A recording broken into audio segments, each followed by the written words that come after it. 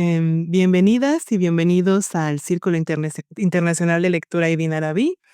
El día de hoy va a presentar Rafa Millán el tema Ciencia y Mística, el corazón como órgano del ser. Rafa Millán es psicólogo sanitario, filósofo y escritor.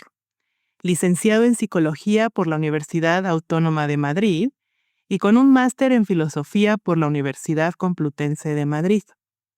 Su trayectoria se ha caracterizado por un enfoque interdisciplinar centrado en el diálogo entre la psicología, la filosofía de la mente y la experiencia contemplativa. Ejerce como psicólogo sanitario en consulta privada desde hace más de una década y ha desarrollado una sólida labor de investigación, divulgación y acompañamiento terapéutico. Es autor de obras como Cómo ser sufí y Morir en el intento, Las enfermedades mentales no existen, son los padres, y Diario de un cocainómano. Además de impartir cursos, talleres y conferencias, tanto en el ámbito del ensayo como de la ficción. También es practicante del sufismo desde 2007, dirige encuentros, meditaciones sufíes, cursos de formación y talleres vinculados a la psicología y la espiritualidad. Asimismo, coorganiza las jornadas de psicología transpersonal de la Universidad de Zaragoza y encuentros de psicología y espiritualidad en Madrid, en colaboración con algunas de las voces más relevantes de este ámbito. También es colaboradora habitual en radio y televisión desde 2001, en donde desarrolla una intensa labor de divulgación digital. Es creador junto al actor Mariano Alameda del canal de YouTube La Taberna de Platón y junto a la escritora y también su esposa Mardía Herrero del canal Psicología y Espiritualidad, proyectos que superan los 100,000 suscriptores. Antes de dedicarse plenamente a la psicología y la divulgación, también fue ilusionista profesional. En el plano personal, mantiene una práctica contemplativa desde hace cerca de 20 años y es padre de 5 hijos. Adelante, Rafa. Gracias por estar con nosotros. Wow, gracias a ti. Qué vergüenza me da ponerme a hablar después de todo esto que has dicho. Y además yo creo que este currículum es de hace una década porque yo ya llevo casi 20 años de práctica clínica o de práctica terapéutica, que es lo más válido, lo más valioso que tengo, me parece a mí, así escuchando ahora todo este semblante que haces aquí. Bueno, pues yo se me ocurrió, como esto fue hace muchos meses, me hacéis esta propuesta de participar en este círculo, que estoy honrado y abrumado también, y un poco avergonzado porque voy a entrar como elefante en cacharrería a traer algunos de los temas que a mí me obsesionan y que puede que por lo tanto estén un poco crudos, pero como luego vamos a hacer un diálogo, podemos así tal vez cocinarlos entre todos. Para mí, ciencia y mística no pueden separarse. La mística podríamos entenderla, ahora espero que vayamos profundizando en todo esto, como la ciencia de la interioridad o como el camino del conocimiento interior que se hace hacia lo profundo, y el resto de las ciencias o saberes, que siempre me gusta decirlos en plural porque no creo que haya una única ciencia ni un único método científico, ni mucho menos una única cosmovisión científica, podría tener que ver con el mundo exterior. Y como el objetivo declarado del místico y puede que también del científico sea anular estas diferencias entre lo exterior y lo exterior, o al menos diluirlas un poco, voy a intentar, que es también una gran osadía, si es posible, una breve aproximación a cómo ha ocurrido esto, de qué manera se han ido separando lo subjetivo de lo objetivo, o en mi lenguaje filosófico personal, el absoluto de lo relativo o el todo de la parte, cómo se ha ido disgregando la cosmovisión para acabar siendo un conjunto fragmentario de diferentes cosas, y de qué manera podríamos volver a poner un poco de pegamento para recuperar ese absoluto o esa unidad perdida, que aquí siempre digo de broma que ha sido el mayor juego de ilusionismo de la historia, como un gran truco de magia, en lo que se ha escamoteado ha sido el todo mismo, el absoluto, ¿no? Lo más grande. Si David Copperfield hizo desaparecer la Estatua de la Libertad, la filosofía y psicología materialista, naturalista, cientificista occidental ha hecho desaparecer a Dios, el absoluto, la totalidad. O sea, esto ya es el truco de magia insuperable. Como son temas en los que estoy siempre dándole muchas vueltas, me han salido 30 páginas de apuntes para desarrollar con vosotros, pero voy a intentar, si puedo, meter tijera y ser un poquito más escueto. Voy a compartir pantalla, voy a ir repasándolo y voy a intentar hablar lo mínimo posible, porque de lo que más me gustaría de verdad es poderlo dialogar. Y también es raro estar en el círculo Ibn Arabi, porque aunque yo soy amante del sufismo y estoy o he estado muy cerca de círculos sufíes y durante años he hecho la práctica sufí, digamos, más ortodoxa, de la manera más seria que he sido capaz, ahora mismo no sé cómo me definiría. Más bien lo que quiero es quitarme toda identidad en mi propio lenguaje para no ser así una parte, sino ser el todo. Comentaba antes Pablo Beneyto la idea de transparencia de personaje, que no sé muy bien a qué se refiere, pero ese sería tal vez el objetivo del místico, lo podríamos definir así, llegar a que el personaje sea lo más transparente posible para así no estar parcialmente identificado con un único aspecto de lo que soy y que entonces lo total o lo, no sé cómo decir, ¿no? Tal vez sea una gran osadía, pues lo más hondo, lo profundo, lo absoluto pueda en parte brillar en nosotros. Como aquí me habéis presentado también, no he tenido este problema, porque ahora cuando me invitan a algunos podcasts o en algunos lugares, es habitual que te inviten a autopresentarte, que es una encerrona terrible, ¿no? Que te dicen, bueno, pues venga, Rafa, ¿quién eres tú? Jolín, así a bocajarro, ¿no? A la cara me la echas. ¿Quién soy yo? Pues no lo sé, no sé lo que soy, porque tengo que elegir una parte. Ahora veremos esto también, como desde mi visión de la dialéctica del todo y de las partes mereolónica, la clave es integrar todas las partes y no tomar la parte por el todo. No puedo elegir una y ponerla en el centro como si eso fuera la totalidad y además ahí lo primero que dices es siempre lo que eres. No te digo, pues yo soy psicólogo, por ejemplo, pues ya está. Parece que esa parte se apropia del centro, hace una idolatría, una sinécdoque y ya eso es lo que soy, es sobre todo lo que soy y todo lo demás orbita en torno a esa centralidad que es ser psicólogo. Pero puedo ser filósofo o puedo ser padre de familia o puedo ser peatón, ¿no? Que esto decía antes un poco de broma cuando dice, ¿tú qué eres? Yo peatón, porque me paso el día caminando, ahora taxista, como tengo 5 hijos, pues me paso el día llevándolos por las tardes a unas actividades y a otras, y digo, lo que soy más ahora es taxista. Esta tal vez sea mi identidad principal, ¿no?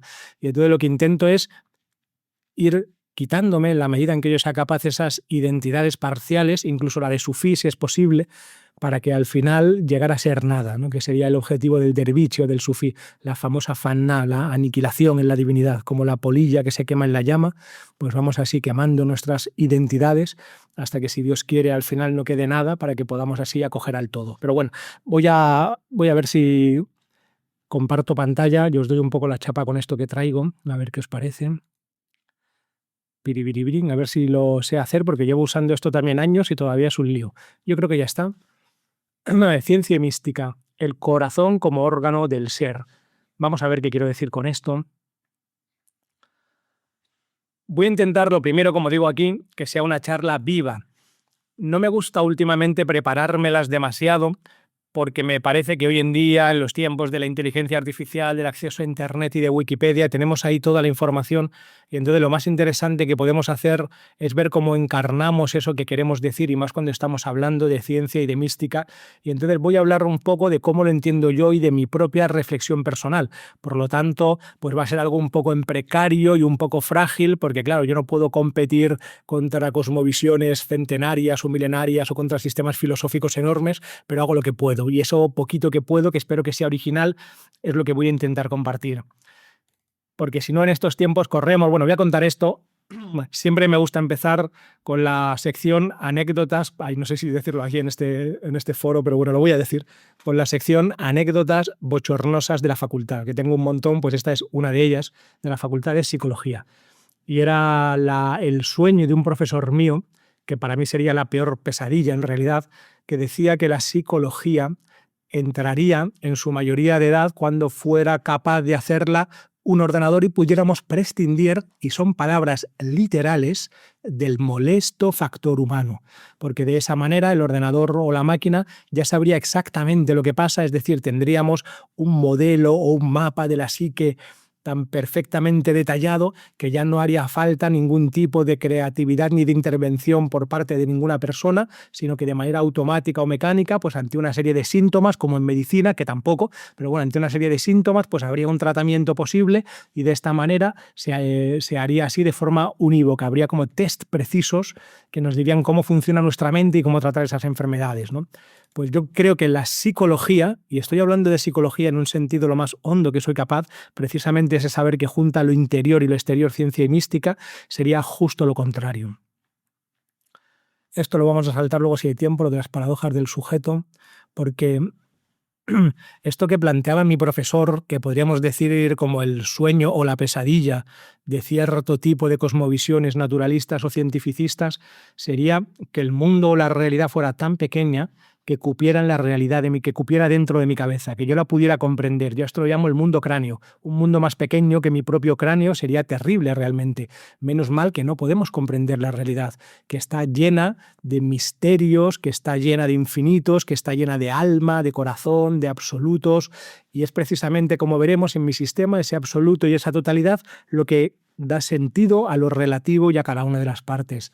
Y sería realmente infernal, ¿no? Ese mundo cráneo en el que todo cabe dentro de mi cabeza, un mundo más pequeño que yo mismo, aparte de que es una paradoja básica, porque cómo puede el sujeto comprender la totalidad, cómo puede la parte hacerse cargo del todo, sería una forma de sinécdoque, sería también terrible. Yo lo imagino como un mundo pixelado, como en los modernos videojuegos tipo Minecraft, si alguien lo conoce, que hay como bloques, como si fueran bloques de Lego unos tras otros, y entonces de esa manera es un mundo como muy asequible y muy manejable a mi experiencia manual y no esconde dentro ningún misterio, ningún absoluto y ningún infinito, ¿no? Pues eso es lo contrario al mundo real. Curiosamente, he visto en Instagram que hay una cuenta sobre Escotado, que sería un referente muy raro para estos temas que estamos hablando, pero él dice una cosa, bueno, que lo dice con él toda la fenomenología y muchas líneas de investigación, muchos autores, que el sello o la huella de lo real es que es infinito. Cuando lo comparamos con él está ahí criticando las utopías políticas, ¿no? Dice, cuando lo comparamos con una utopía, con algo que es ideal, normalmente es finito, clauso y cerrado en sí mismo, ¿no? Un sueño, un pensamiento, una ideación, un deseo, son más o menos finitos.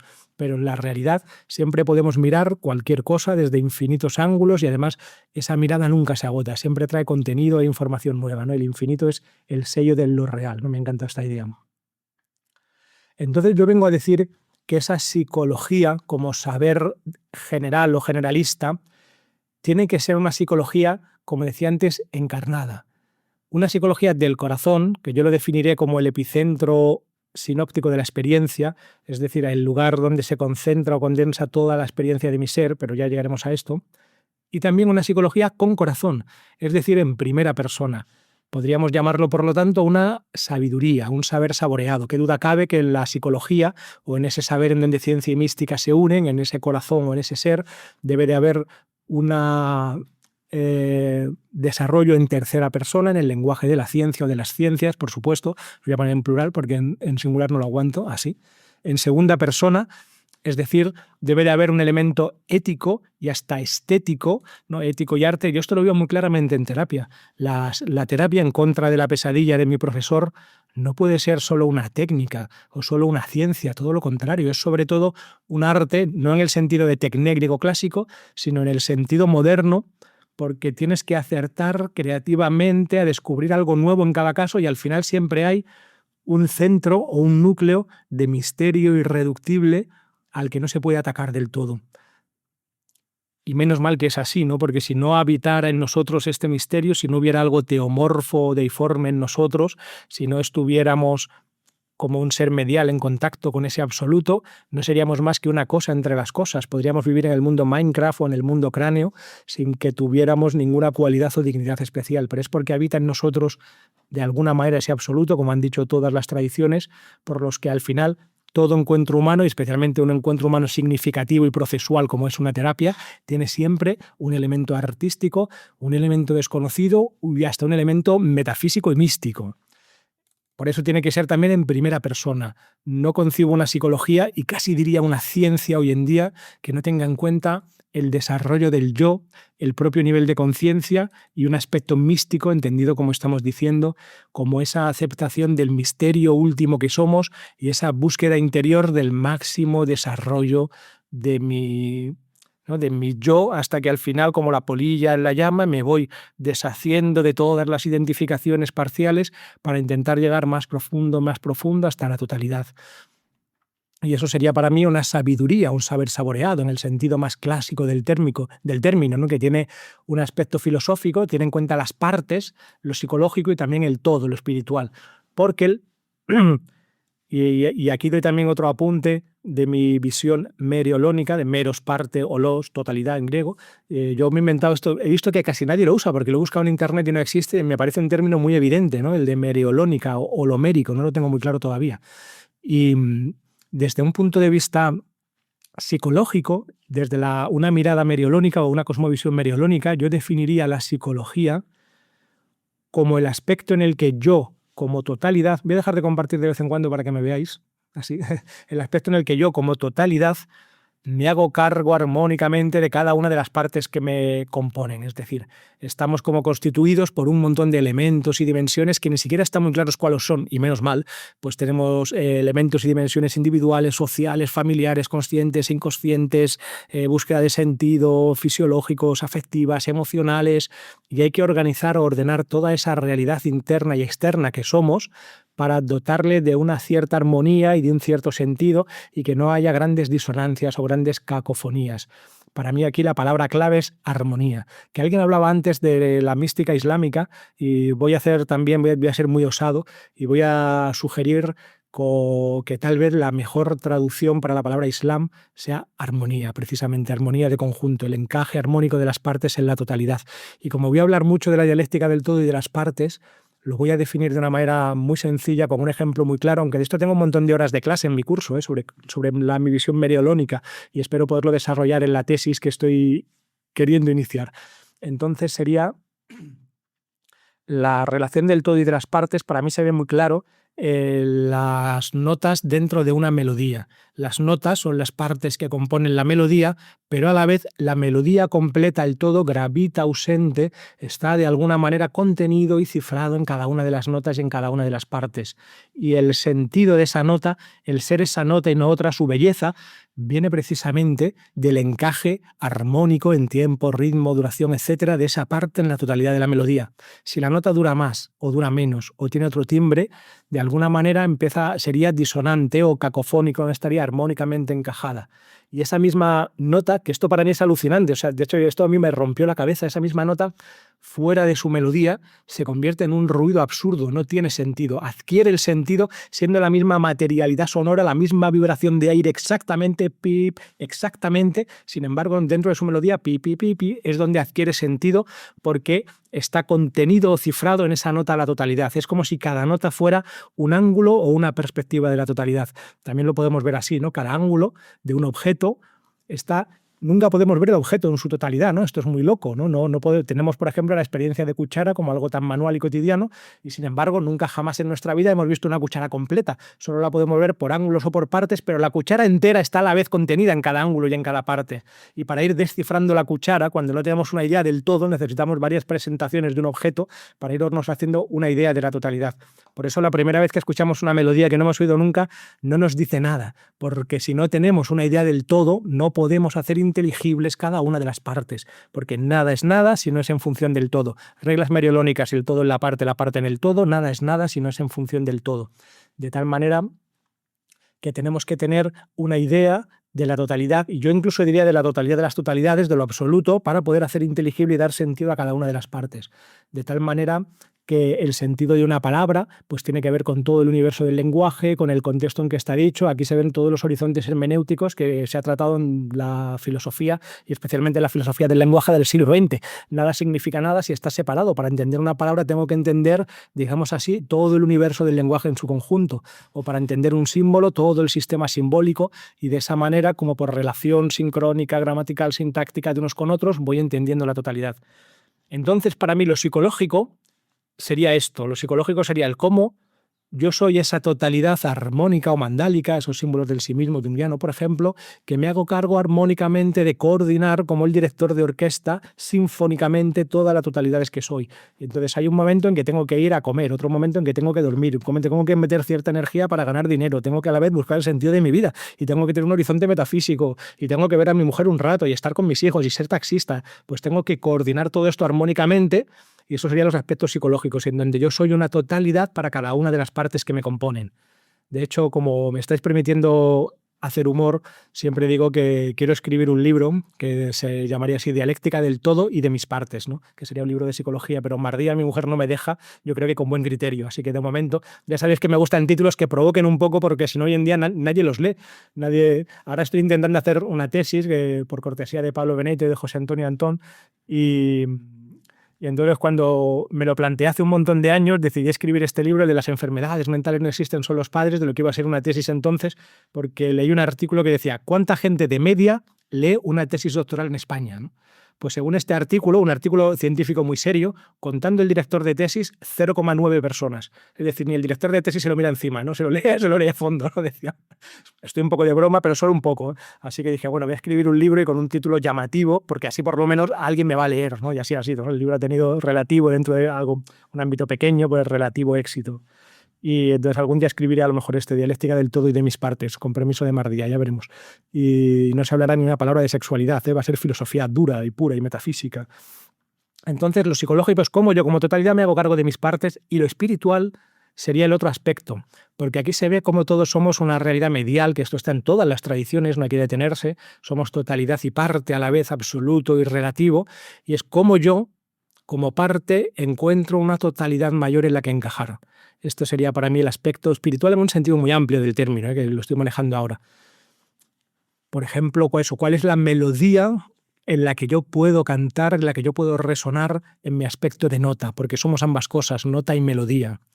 Uno de los autores en que esto está expresado de una manera poética muy bella es Tolkien, en el inicio del Silmarillion, en donde él plantea el universo como la canción del único ser que es Ilúvatar, que está cantando, ¿no? Una gran melodía, y entonces dentro de esa melodía empieza a haber como otras melodías secundarias que hacen variaciones con la melodía principal, que son los diferentes mundos y universos que empiezan a crearse, y entonces hay un principio maligno, que no recuerdo ahora el nombre, que lo que hace es salirse de esa melodía y querer cantar una melodía propia que va en contra de la gran melodía universal, ¿no? Que es forma más bonita de meter y de entender como una metafísica del mal desde este concepto de la música y de la armonía.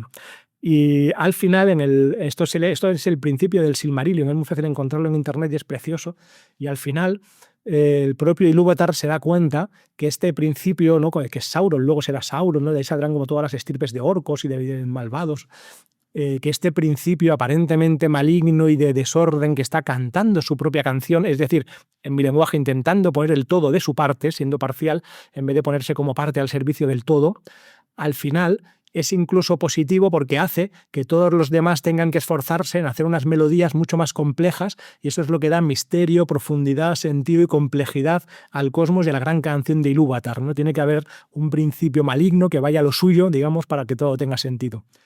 Comparto pantalla otra vez, a ver si soy capaz. Tiquitín. Y esto es, madre mía. Bueno, ya vamos por la mitad de la primera página de las 30. Vamos a ver.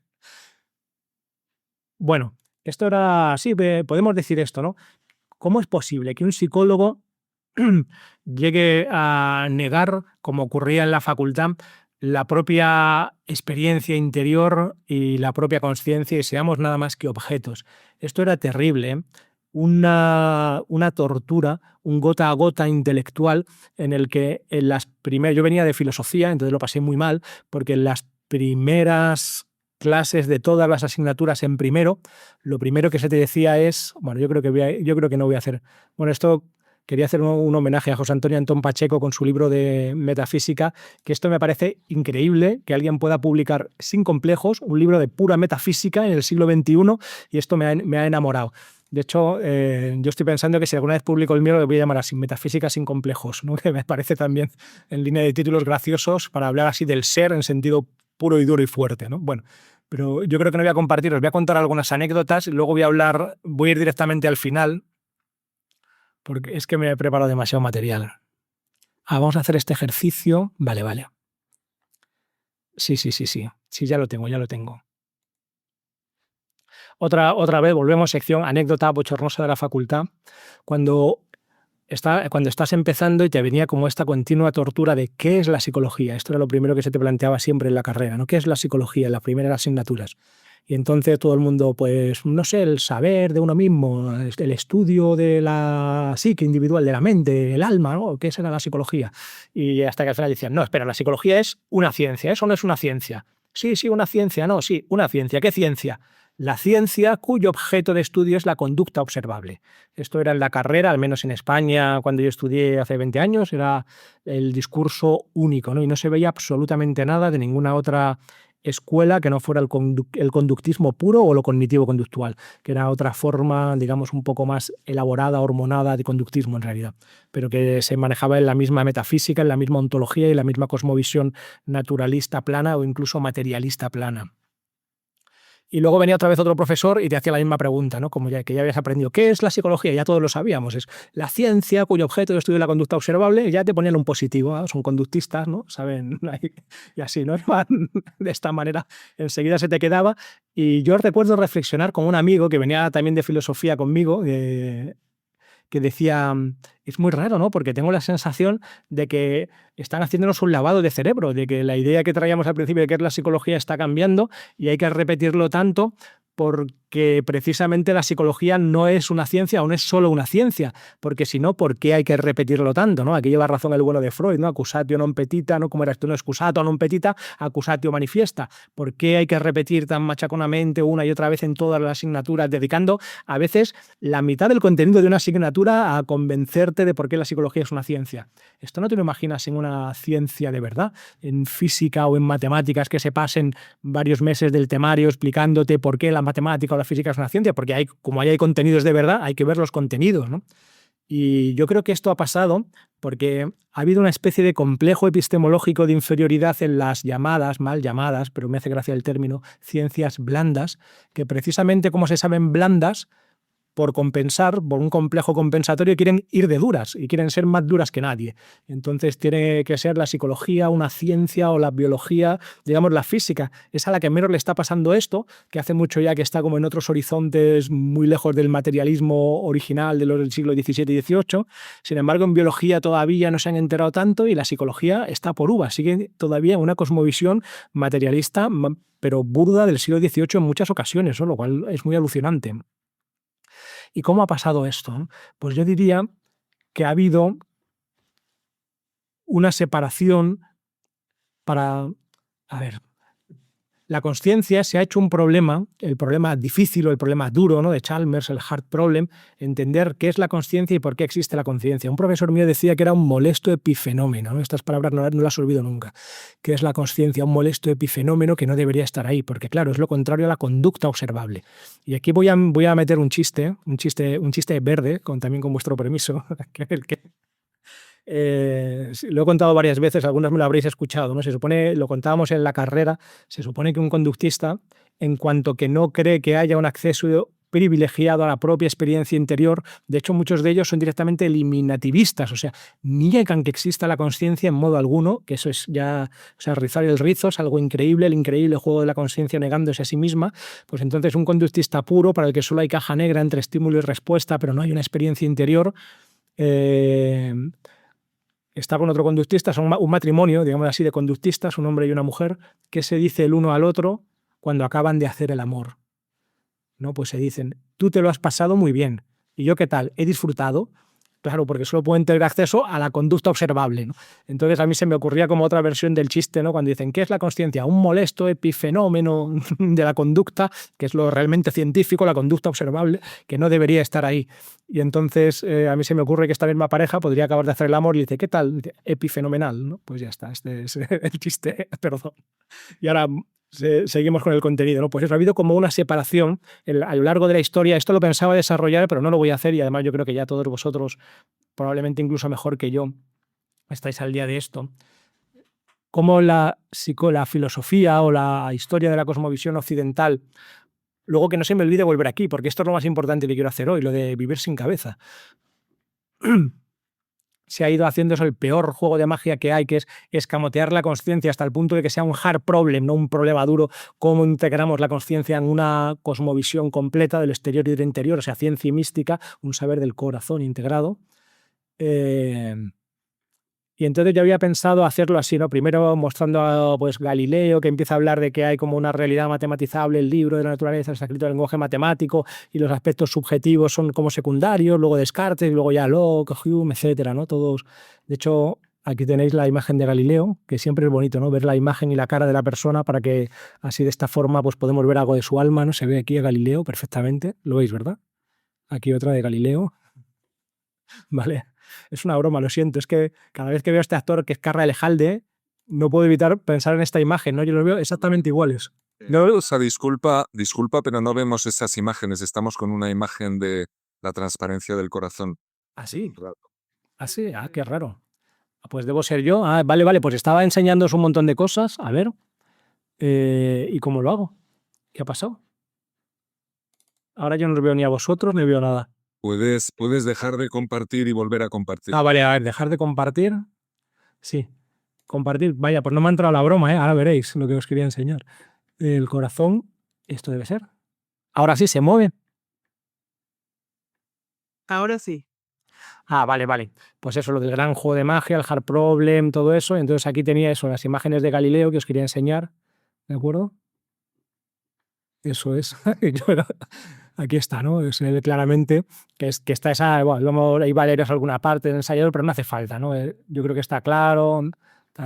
Eso ya empieza a haber como una diferencia clara entre cantidades y cualidades, siendo las cantidades, ¿no? Bueno, esto es como todavía muy proto, o sea, una proto diferencia, ¿no? Digamos. Luego ya se hace más claro y distinto con Descartes, ¿no? Que aquí he puesto también algunas fotos de Descartes. Estas son más antiguas, me imagino, que están en blanco y negro, ¿no? Y aquí se le ve en color.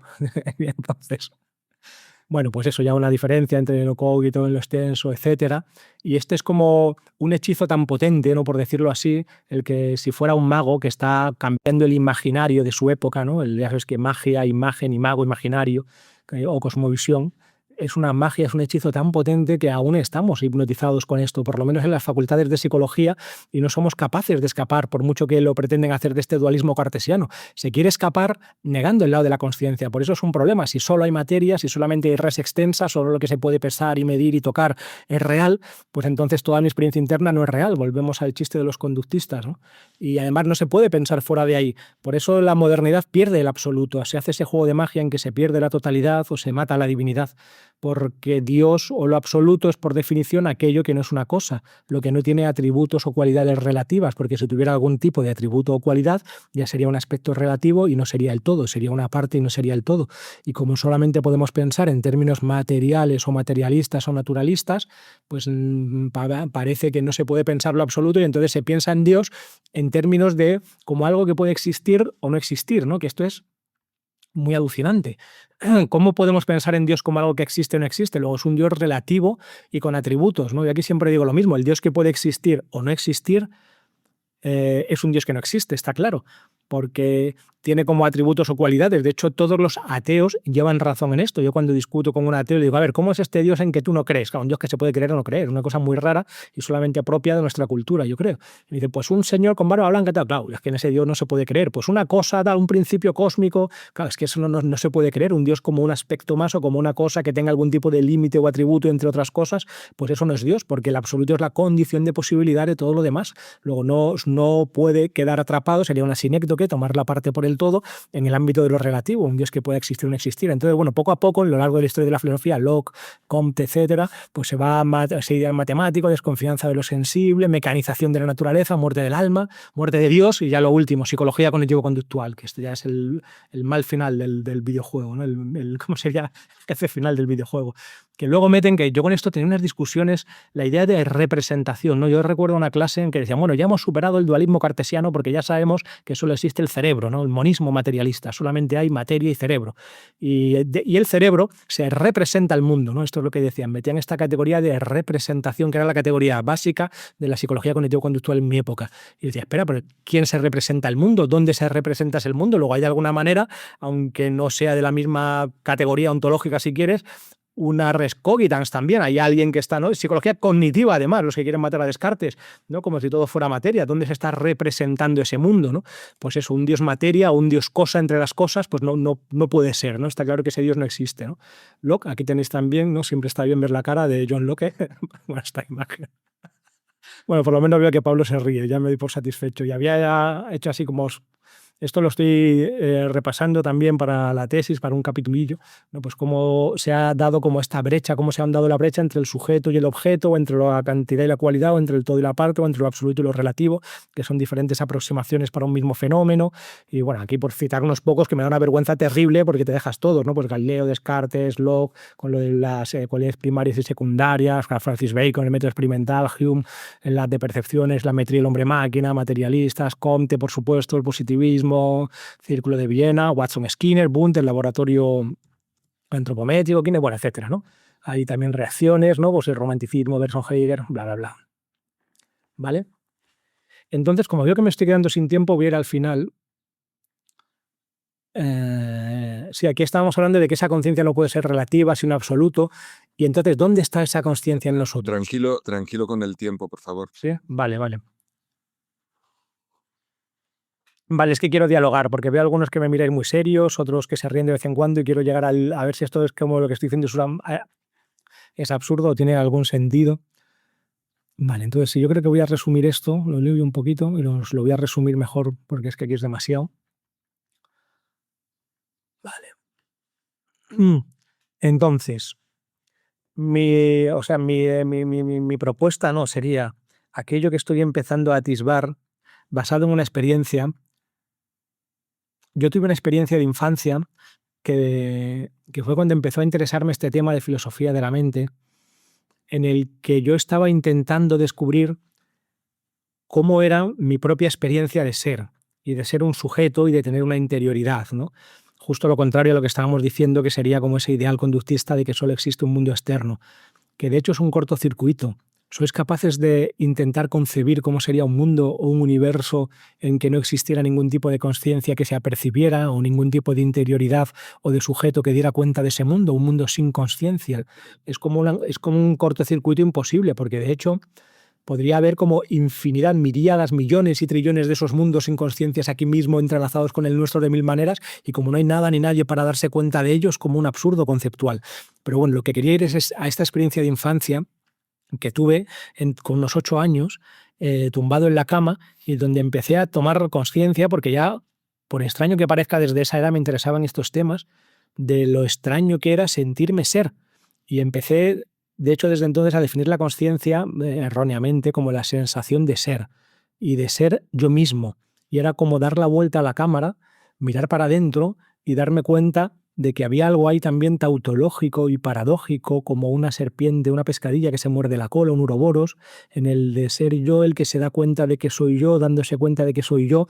Y empecé a experimentar, claro, un estado alterado de conciencia, en esta autoobservación paradójica, en el que se iban como borrando de alguna manera mis propios límites y me iba sintiendo como fundido con algo mucho más grande, hasta que enseguida me asusté y ya paré la experiencia, pero esto me marcó profundamente y ya me atrevo a hablar de ello además, porque últimamente mi vida va de esto, de atreverme a hablar de ciertas cosas que antes no me atrevía, y la vida es muy corta, ¿no? Yo creo para callarnos las grandes o las pequeñas verdades que vamos experimentando.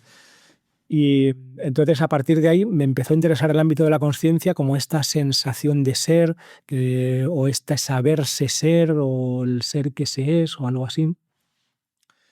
Y tenía que ver con el diluirme yo como parte en realidad y convertirme en esa totalidad. Y esto tiene también que ver con ese sueño que he contado siempre de infancia, uno de mis sueños más repetidos de infancia, que es totalmente alucinante porque es la expresión figurativa de lo que yo he llamado la sinécdoque, que es el peor pecado filosófico que hay, tomar la parte por el todo en mi sistema. Y esa sinécdoque aparecía ya de una manera figurativa. Los sueños no hablan normalmente de una manera abstracta o de una manera conceptual. Entonces os lo voy a contar, a ver si sois capaces de buscar una metáfora más precisa para hablar figurativamente, metafóricamente, poéticamente de la sinécdoque. Y en mi sueño yo estaba buscando, hay varias versiones, pero en las dos más habituales es que yo estoy buscando el océano, que es la representación de la totalidad, ¿no? Como la ola es el mar, etc. Estoy buscando lo profundo, el océano, en mi sueño de niño. Y entonces varias personas me van indicando por dónde puede estar y hay al final alguien que me quiere hacer una sinécdoque o me quiere meter en un reduccionismo, que también es mi enemigo declarado, toda forma de reduccionismo, dándome gato por liebre o la parte por el todo, y me da una especie de caja sucia llena de agua onírica y me dice, toma, esto es el océano. Y yo, no, eso no puede ser el océano, ¿no? El océano no cabe en una caja. Y en otra versión todavía más desagradable es una especie de váter o de baño sucio con un poco de agua y me quieren hacer creer que eso es el océano, ¿no? Cuando yo sé perfectamente que eso no puede ser, ¿no? Me han escamoteado, como le estábamos diciendo antes, el absoluto o la totalidad. ¿Y dónde está en nosotros el absoluto y la totalidad? Esto sería muy largo de hablarlo, pero claro que al ser nosotros esa medialidad, ser todo y parte, ser seres mereolónicos, en nosotros habita ese chispa divina o ese absoluto. No puede haber dos absolutos, lógicamente, ¿no? Porque no puedo empezar a construir un lado, pues un sistema de ideas o conceptual y otro por otro lado y que no encajen de ninguna manera, porque entonces no se tocarían y serían dos universos totalmente separados, ¿no? El absoluto ha de ser uno, ha de ser único y ha de estar presente y ausente en todo lo relativo. Nunca puede aparecer del todo, como el lenguaje no puede aparecer en los idiomas, pero cada idioma señala y apunta al lenguaje, o no puede aparecer la melodía entera o cada nota o el objeto entero en cada perspectiva, pero cada perspectiva o cada nota apunta a ese absoluto. Entonces yo creo, y bueno, con toda la tradición mística, y además creo que esto es lo más importante de lo que se puede hablar, que es como el teorema metafísico fundamental, que está en nuestro corazón, entendiendo corazón como la síntesis o el centro de la experiencia, eso que somos y donde está contenido fractalmente la totalidad de lo que somos y que tiene como infinitos niveles de profundidad y que si lo miramos hasta el final se acaba disolviendo en la totalidad o en la nada como la polilla, ¿no? Llegamos a esa Fanna que está en todas las tradiciones, ¿no? Es lo del microcosmos y el macrocosmos, o el Atman es el Brahman, etcétera, o la chispa divina, el Padre es el Hijo, está expresado la luna reflejada en el mar, la ola es el mar, está reflejado de mil maneras. Me gusta mucho la metáfora sufí del espejo del corazón, por ejemplo, porque el espejo es una metáfora que hace que esa aparente brecha, esa distancia insalvable entre sujeto y objeto, exterior e interior, entre arriba y abajo, la parte y el todo, la eternidad y el tiempo, se vaya acercando más cada vez, porque al final, si está limpio el espejo del corazón, ya no hay sujeto ni objeto dentro ni fuera, sino solamente el puro reflejo, ¿no? No hay reflejado ni reflejante, sino solamente el reflejo. Sería también otra metáfora muy bonita en este sentido, es el móvil o la red de Indra, ¿no? En el que son como esferas espejadas parecidas a esta imagen del espejo del corazón, que cada una de ellas refleja en espejo todas las demás, de tal manera que en la parte está el todo y el todo en la parte, ¿no? Son como si fueran perlas, ¿no? En la metáfora hindú tradicional.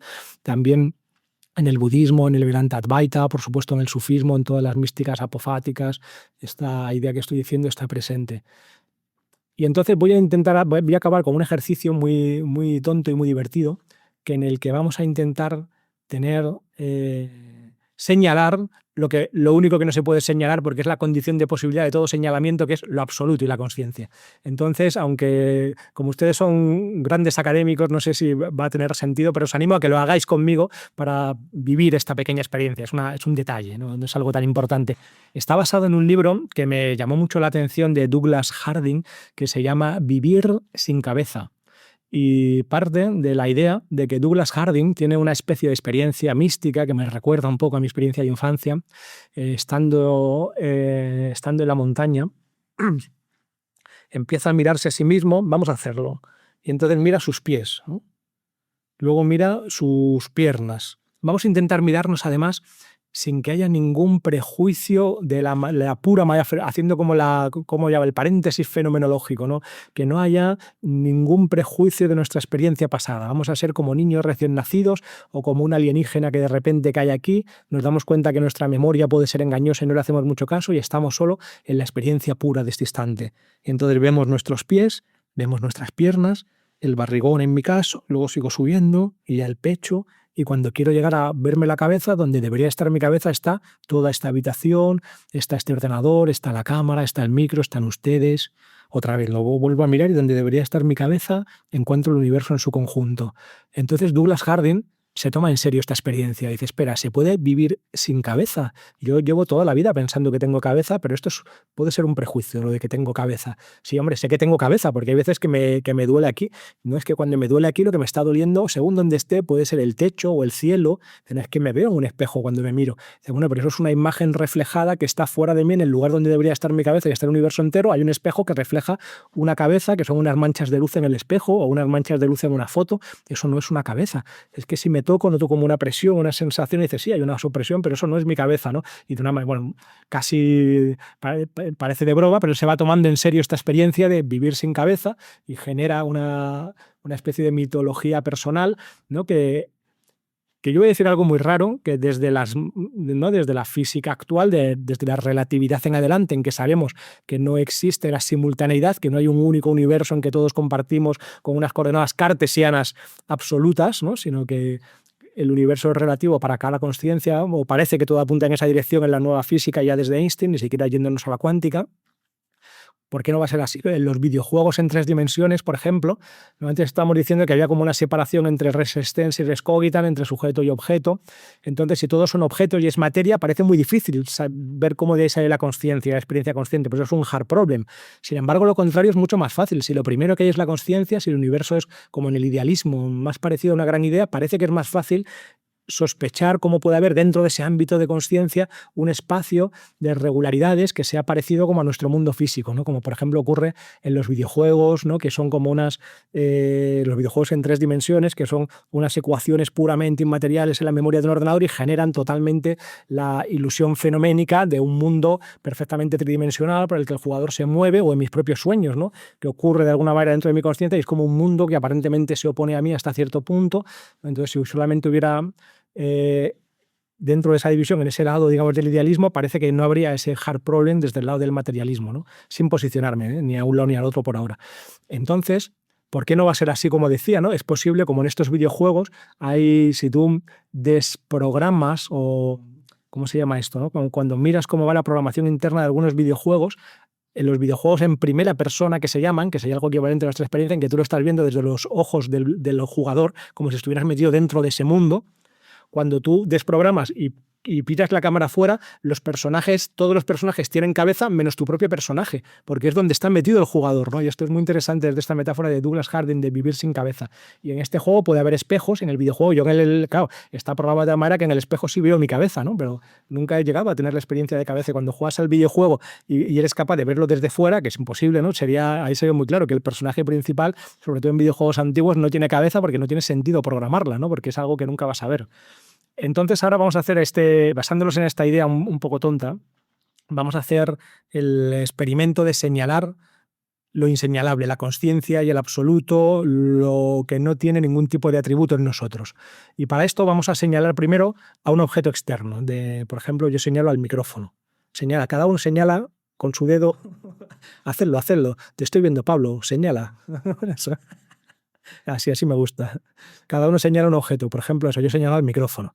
Y veo que el micrófono está a una cierta distancia de mí, tiene un color, tiene una forma, tengo algún tipo de relación con el micrófono tiene una relación con los demás objetos, está encima de la mesa, pero debajo del techo, pero a la izquierda del monitor. Luego puedo señalar algo más cercano, el teclado, y lo mismo, ¿no? Tiene una distancia menor hacia mí, tiene un color, una forma, unas propiedades, una relación con lo demás. Puedo señalar la barriga, por ejemplo, o las rodillas. Igualmente veo que está a una cierta distancia de mí. Esto es mucho más íntimo, tengo una relación mucho más íntima con mi cuerpo que con ningún otro objeto exterior, por supuesto, pero igualmente tiene una forma, tiene un color, está a una distancia, tiene unas propiedades concretas. Y ahora, aunque sea una chorrada, cada uno se señala a sí mismo. ¿A dónde estoy señalando? ¿Qué forma tiene? Soy fenomenólogo puro, sin meter nada de mi experiencia previa. ¿Qué color? ¿Qué relación tengo con esto? No tiene, ¿no? Es como algo sin propiedades, pero que es la condición de toda propiedad. Algo que no está a ninguna distancia, pero es la condición de toda distancia. Algo que no tiene forma, pero es la condición de toda forma. Es como el pozo o el agujero, el vaso donde todo está ocurriendo sin ser nada y siendo todo. Sería como si un personaje de la película señalara la pantalla. La pantalla nunca puede aparecer en la película porque es el absoluto para los personajes de una manera metafórica, actualizando un poco tal vez la metáfora de la caverna o las metáforas de Ramana Maharshi, que también hablaba mucho de la metáfora del cine. sería como si el personaje señalara la pantalla. No puede señalarlo porque desde el ámbito de la película está en el juego de lo relativo y la pantalla es lo absoluto. Y bueno, al final no he ido mucho por lo que quería decir, pero bueno, quería dejar en marcha o quería dejar encima estas ideas y ya para acabar solo una más, decir que si esto es así, reintroducir lo absoluto es algo para todo aquel que pueda olfatear, porque cuando se habla de estas cosas me he encontrado siempre como dos tipos de reacciones. Hay gente que no lo entiende en absoluto, como que le estoy hablando en chino, que no sabe de qué va para nada, que parece que son como asuntos de los que no ha tenido nunca ni la más mínima experiencia, y otros para los que todo esto que estoy diciendo resulta casi evidente y casi no habría ni que decirlo porque es como el océano en el que nadan o el aire que respiran. Sin embargo, yo creo que es algo muy importante hablar de estos temas, sobre todo de la manera más seria que seamos capaces, para intentar reintroducirlo en el discurso dominante o en el discurso académico y que nos podamos volver a permitir llamar al pan pan y al alma alma o al absoluto absoluto y vayamos remando en esta dirección que yo creo que ya está ocurriendo, que está habiendo como una reacción, porque el saber sobre uno mismo, la sabiduría o la psicología, la ciencia y la mística, el saber sobre lo humano ha de ser siempre generalista, no puede haber un saber sobre lo humano que sea solo una especialidad, aunque puede haber especialidades, pero eso no sería el saber completo sobre lo humano, por supuesto filosófico, aunque con un aspecto científico, objetivo, aunque con un aspecto subjetivo, multiparadigmático. Si ya en física hay muchos paradigmas que no encajan entre sí, y eso es una gran riqueza, ¿cómo en lo humano, que es lo más complejo que hay, no va a haber múltiples miradas y múltiples paradigmas? Pero estamos locos, que hay que quedarse nada más que con una escuela como si fuera la religión verdadera, tomando la parte por el todo y mirar lo humano solo desde ahí y todo lo demás condenado a las tinieblas exteriores epistemológicamente hablando, ¿no? Como ocurría en la carrera. Solamente una única mirada es la mirada verdadera sobre lo humano, que además yo sé privilegiadamente la que es, ¿no? Siendo juez y parte, ¿no? Tremendo.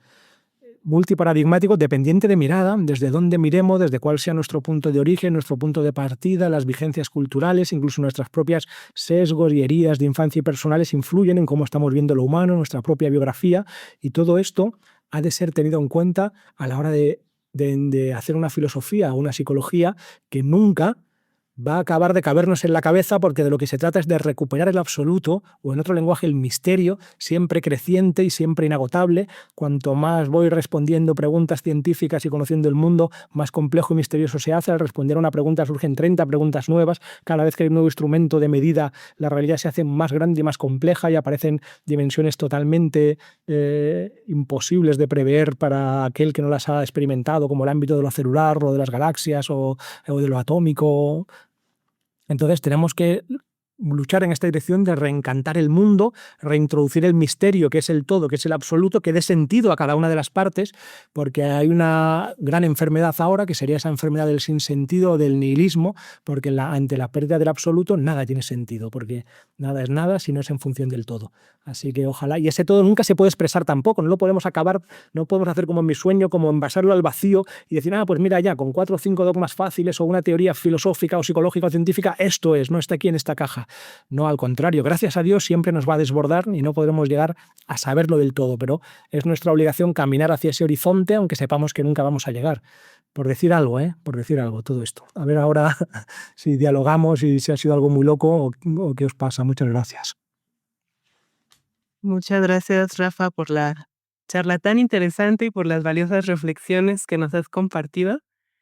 Y pues a mí me recordó muchísimo a la historia del elefante en la oscuridad, que quizá la mayoría ya la conoce, de Rumi, el Masnaví, ¿no? Que el elefante entra a una habitación oscura y muchas personas, bueno, invitan a muchas personas a entrar para ver cómo es el elefante, y uno toca una trompa y piensa que es, no sé, una tubería, ¿no? Y otro toca la oreja y piensa que es un abanico, o la pata es una columna, ¿no? Y entonces cada uno forma una idea de la realidad, de cómo es el animal, ¿no? La verdad completa del animal. Y pues siempre va a estar limitado, siempre, nunca va a llegar completamente al todo. Y entonces ahí Rumi dice que la idea es la luz, ¿no? La idea es un conocimiento completo, intentar llegar, aspirar a eso, aunque siempre va a estar, siempre va a haber una limitación, siempre va a haber una ausencia. Entonces, muchas gracias. Y bueno, ahora sí abrimos un espacio para preguntas y comentarios.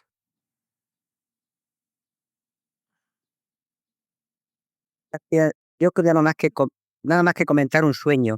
Como tú bueno, agradecerte muchísimo la preciosa charla que nos has dado, tan rica, pero comenzar con un sueño porque evoca los sueños tuyos. Tu sueño no es mío, pero sí era de un niño que se llamaba Oigraf Kovalevsky, fundador de la Iglesia Ortodoxa de París. Este hombre soñó y es un sueño que dice que lo tuvo siempre, lo recordó siempre, es un sueño significativo, ¿verdad? Que un pájaro de fuego pues venía hacia él, iba hacia su corazón, le hería el corazón, pero él sentía una felicidad inmensa. Wow. Entonces quiso cogerlo al pájaro, y en el momento en que lo cogió, el pájaro de fuego se convirtió en un pájaro de madera. Dice que se despertó inmediatamente, era un niño, se despertó de inmediato y comprendió que a Dios, a la realidad, no se la puede poseer, no se la puede atrapar. Eso es. Eso es, no hay menos mal. Nosotros sí, somos la parte del servicio de la realidad y no lo contrario, sería horrible. Cuando empezó Facebook, me enviaron una vez una foto de la Vía Láctea, ¿vale? Me llegó por Facebook hace, yo qué sé, cuando empezaba Facebook, un amigo mío, mira, ya tenemos una foto de la Vía Láctea, ¿no? Y se enviaba una foto así de la típica galaxia, y claro, al principio lo ves, pero una foto de la Vía Láctea, luego ya lo piensas como una foto de la Vía Láctea, o sea, alguien ha salido fuera de la Vía Láctea y le ha hecho una foto, ¿no? Pues sería lo mismo, ¿no? Si yo supiera cómo es la realidad, tendría que verlo desde fuera, lo cual es una de las paradojas básicas del sujeto, ¿no? ¿Cómo puede el sujeto desde fuera entender una realidad que le incluye a sí mismo, si esto, con perdón por lo que digo, no se puede ni en física? Y está ya, yo creo que bastante claro que es así. ¿Cómo lo vamos a hacer en otras, ¿no? en otras disciplinas? Manolo. Sí. Bueno, gracias por la charla y que me has dado un disgusto justo al principio que has empezado a hablar, porque has insinuado que la inteligencia artificial se va a meter en la psicología, o sea, como él, por favor. O sea, bueno, ya trago porque me opere un robot, porque le puedes meter 50 tipos de operaciones de apendicitis, 50 incidencias, vale. Vale, medicina todavía lo puedo admitir, pero en esta ciencia que son todo a base de manejar las emociones del alma humana, y una máquina, por mucha casuística que le puedas poner de coordenadas en las que manejase, a mí es que me parece una locura.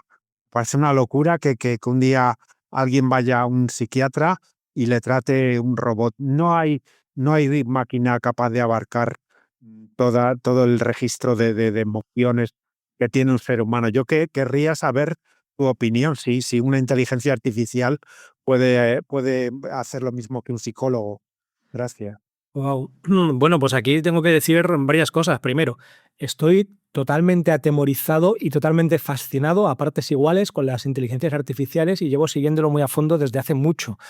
Y esto me recuerda en la película Alien, ¿no? Que hay un momento en el que el androide que va en la nave, en la Nostromo, cuando viene el alien, dice: Dios mío, un perfecto organismo realmente alucinante y perfecto, y está fascinado. Va a destruir a toda la humanidad, pero es alucinante, ¿no? Pues yo estoy ahora mismo como en ese punto. Estoy fascinado y asustado como a partes iguales. Y además tengo que darme cuenta que me he equivocado, porque a mí me gusta programar desde pequeño. Yo programaba en Basic, luego en Turbo Pascal, incluso en Assembler, en código máquina, programaba algunas cosas y hacía pequeños videojuegos.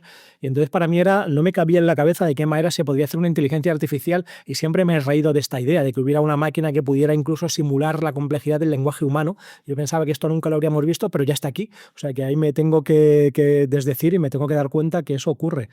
A la vez pienso que todos los ámbitos que va conquistando la mecanicidad o la inteligencia artificial son ámbitos que no son lo verdaderamente y genuinamente humano, y tengo la esperanza de que haya una reacción como un neoludismo o algo así, en el que de repente lo más auténticamente humano, digamos el epicentro, el alma, el corazón, aquello que va a ser lo único, que no va a ser programable, vaya teniendo cada vez más valor y vaya estando más claro.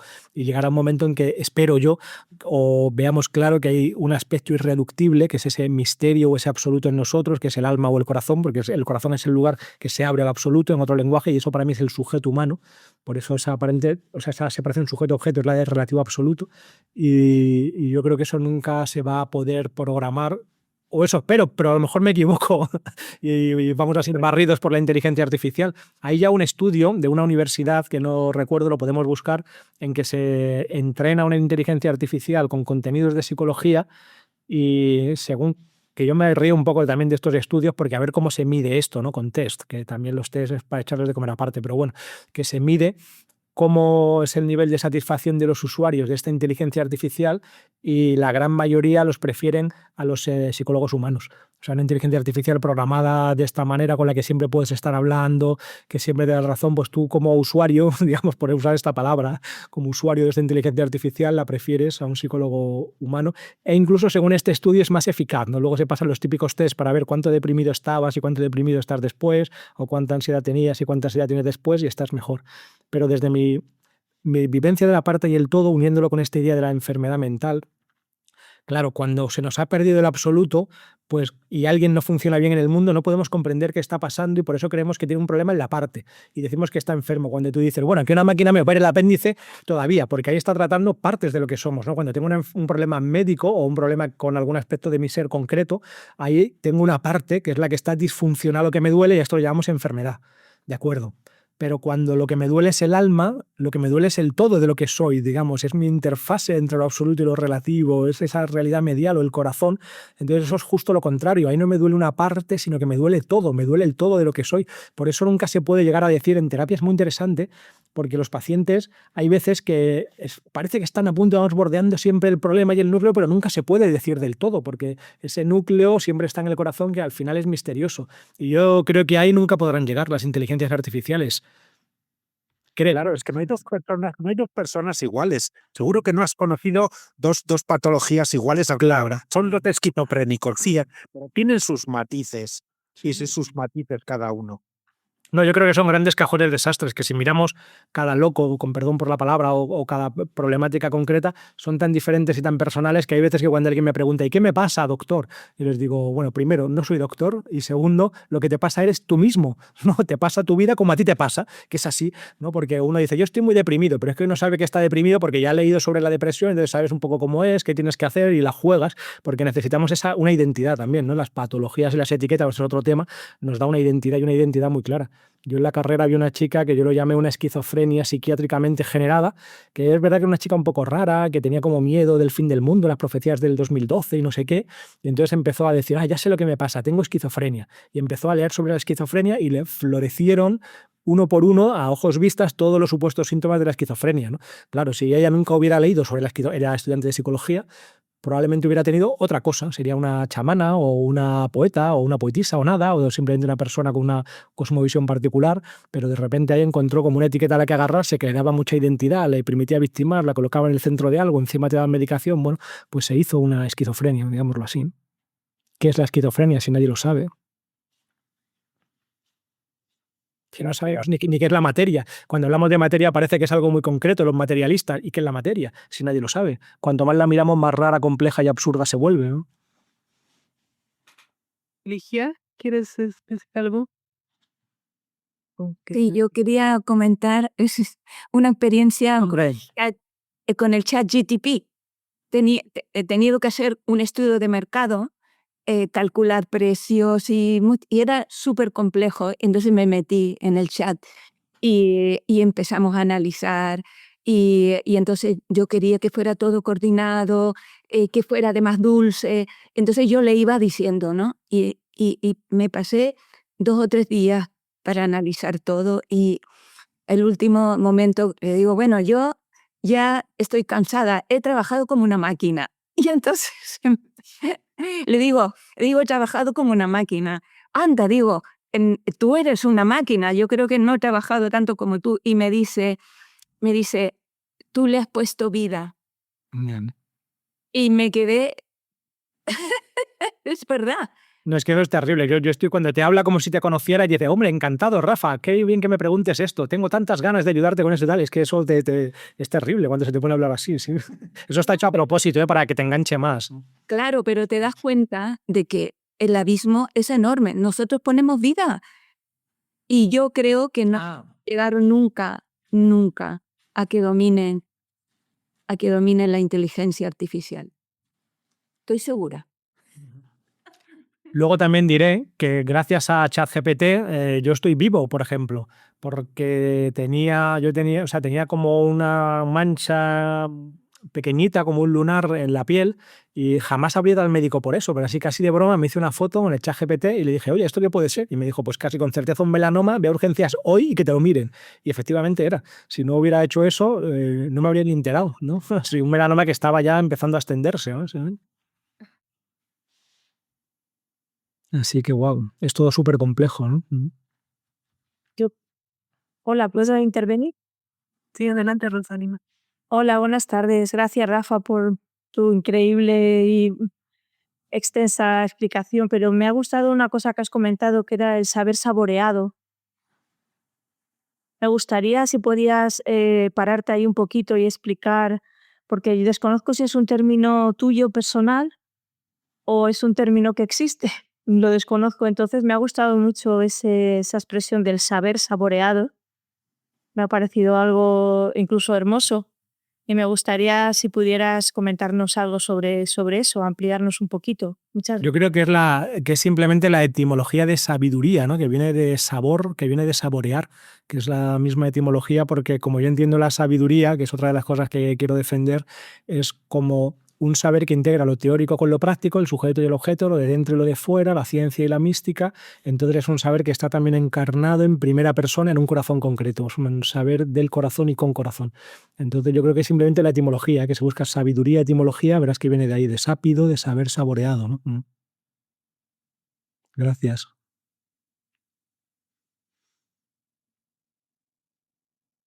Rafa, ya has hablado en tu sistema en esta concepción que nos planteas, el verdadero pecado sería el pecado de sinécdoque, y yo quisiera confesarme, ¿has previsto algún sistema de confesión contigo? Sí.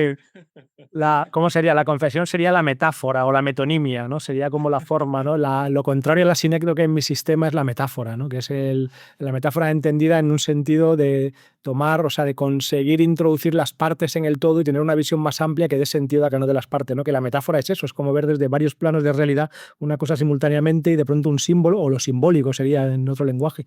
El símbolo condensa significados a la vez de muchos niveles y entonces, como dice más, ¿no? Desborda sentido o rebosa sentido mucho más de lo que parece, ¿no? Sería lo contrario a la sinécdoque. Entonces el mundo materialista, naturalista, reduccionista es sinecdóquico y el mundo de lo simbólico o en otro lenguaje de lo espiritual sería metafórico, ¿no? Podríamos decir, ¿no? Dice más, ¿no? De lo que dice. Metáfora. Has hablado del arte y realmente o te referías a la psicología, pero desde luego en la práctica del pensamiento resulta muy ameno escucharte porque es un proceso creativo de posibilidades abiertas y realmente lo que se ve es un arte del pensamiento y se agradece mucho. Me ha gustado muchísimo tu contribución. Gracias, sí. Eso intento, que sea algo nuevo, porque ahora ya es verdad que con las IAs tú ahora dices, por ejemplo, yo qué sé, quiero hacer una tesis sobre lo que se me ocurre, las relaciones entre Platón y Plotino con no sé qué, pues ahora con el ChatGPT en nada, en 2 semanas lo tienes hecho. Entonces yo creo que iremos también a un mundo más humano, más personal, más presente y más concreto, un mundo con corazón, porque ya no tendrá sentido otra cosa. Sería, yo qué sé qué ejemplo se me ocurre, ¿no? Antiguamente había una profesión que eran las calculadoras, que eran en la Primera Guerra Mundial, había enormes salas de mujeres que estaban haciendo cálculos que eran necesarios para la guerra, ¿no? Para lanzar proyectiles o lo que sea, y eran un montón de mujeres haciendo cálculos a mano, claro, calculadoras. Y entonces cuando se inventa la calculadora, pues esa profesión resulta absurda, ¿no? Y ya nadie hace cálculos, sino que se utiliza una máquina para calcular, y entonces todas las mujeres que eran calculadoras se quedan sin trabajo de repente, ¿no? Pues yo creo que va a ocurrir algo así, que de ciertos autores que escriben como textos enciclopédicos o de Wikipedia van a tener cada vez menos sentido e iremos hacia una filosofía del corazón. Yo creo que este va a ser el efecto secundario beneficioso de la inteligencia artificial, pero claro, también va a traer tela. O sea, en cuanto a la parte de luz, también va a traer mucha sombra. El cambio más radical, ya que entras al tema de la IA, es el cambio más radical que va a vivir la humanidad desde la invención del fuego, ¿eh? Yo lo llevo diciendo esto desde hace 10 años. Otra vez quería, Rafa, comentarte lo que has dicho del sueño del océano, que tú insistías en que veías el océano y a ti te imponían una cajita primero, ¿no? Y luego el baño, la taza del váter. A mí lo que me está viniendo ahora es la sensación de como que te querían reducir, ¿no? Tu gran visión que tú podías tener de la humanidad, del mundo, del todo, te la querían reducir a través del sueño, como si alguna parte negativa, ¿no? Se estuviera metiendo, te estuviera censurando tu propio sueño, tu propia creatividad, ¿no? Tu propia expansión. Me ha venido la sensación esa de las censuras de los sueños, ¿no? Que a veces no sabemos si es nuestro ego, nuestro subconsciente, si es que se nos mete algo, si estás en vigilia, si no estás en vigilia, pero he pensado que quizás te estaban intentando como encerrar un poco, ¿no? El concepto que la imagen del baño, del váter es como... y luego la cajita que estaba sucia, estaba así como agua sucia, ¿no? Como estancado. Sí, Es como... la sensación que me ha venido a mí ha sido como a una persona que se está expandiendo y ve belleza que la están intentando reducir, ¿no? Eso, envasar al vacío. Yo lo he llamado también procustismo, ¿no? Otra metáfora que me gusta, ¿no? Como meterte como en el lecho de Procusto o tomar la parte por el todo o envasar el misterio o que nada, que vivir en un mundo... Porque eso ha sido la historia de mi vida. O sea, mi búsqueda personal, desde que tengo memoria, desde esta primera experiencia que os cuento incluso antes, siempre ha sido la de una mirada hacia hacia la complejidad y hacia el misterio, ¿no? Reintroducir el misterio y la complejidad. Y de hecho, lo más parecido que he tenido también a una especie de experiencia así más de adulto, que era que, claro, esto puede ser un flipe personal o un delirio, ¿eh? No hay que tomárselo muy en serio. Yo no me lo tomo muy en serio. Es como, igual que en la historia de las ciencias, como decía antes, cada vez que tenemos un nuevo instrumento de medida, el microscopio, vemos realidades que eran totalmente impensables para los pensadores anteriores. ¿Cómo iba a pensar Sócrates o Platón en la célula o en el ADN o en las galaxias, ¿no? Hasta 1924, con el gran debate, se pensaba que había una sola galaxia, ¿no? O sea, las galaxias, que hay 1.000 millones de galaxias como mínimo en lo que podemos llegar a ver y no sabemos si luego será infinito o cómo, ¿no? Todo se va haciendo más grande, ¿no? Pues yo tuve una especie de experiencia o de visión o de sensación en la que eso no paraba de crecer, ¿no? Entonces el conocimiento era como un globo que al irse haciendo cada vez más grande entraba en contacto con más superficie con lo desconocido, ¿no? Por ejemplo, alguien que no sepa matemáticas no sabe todo lo que ignora, y que hay subdisciplinas dentro de las matemáticas, topología numérica, que le puedes dedicar 1.000 vidas y nunca lo agotas, que tiene otras subdisciplinas y nunca se agota, siempre se va haciendo más grande porque lo absoluto es infinito, es un horizonte al que nunca se llega.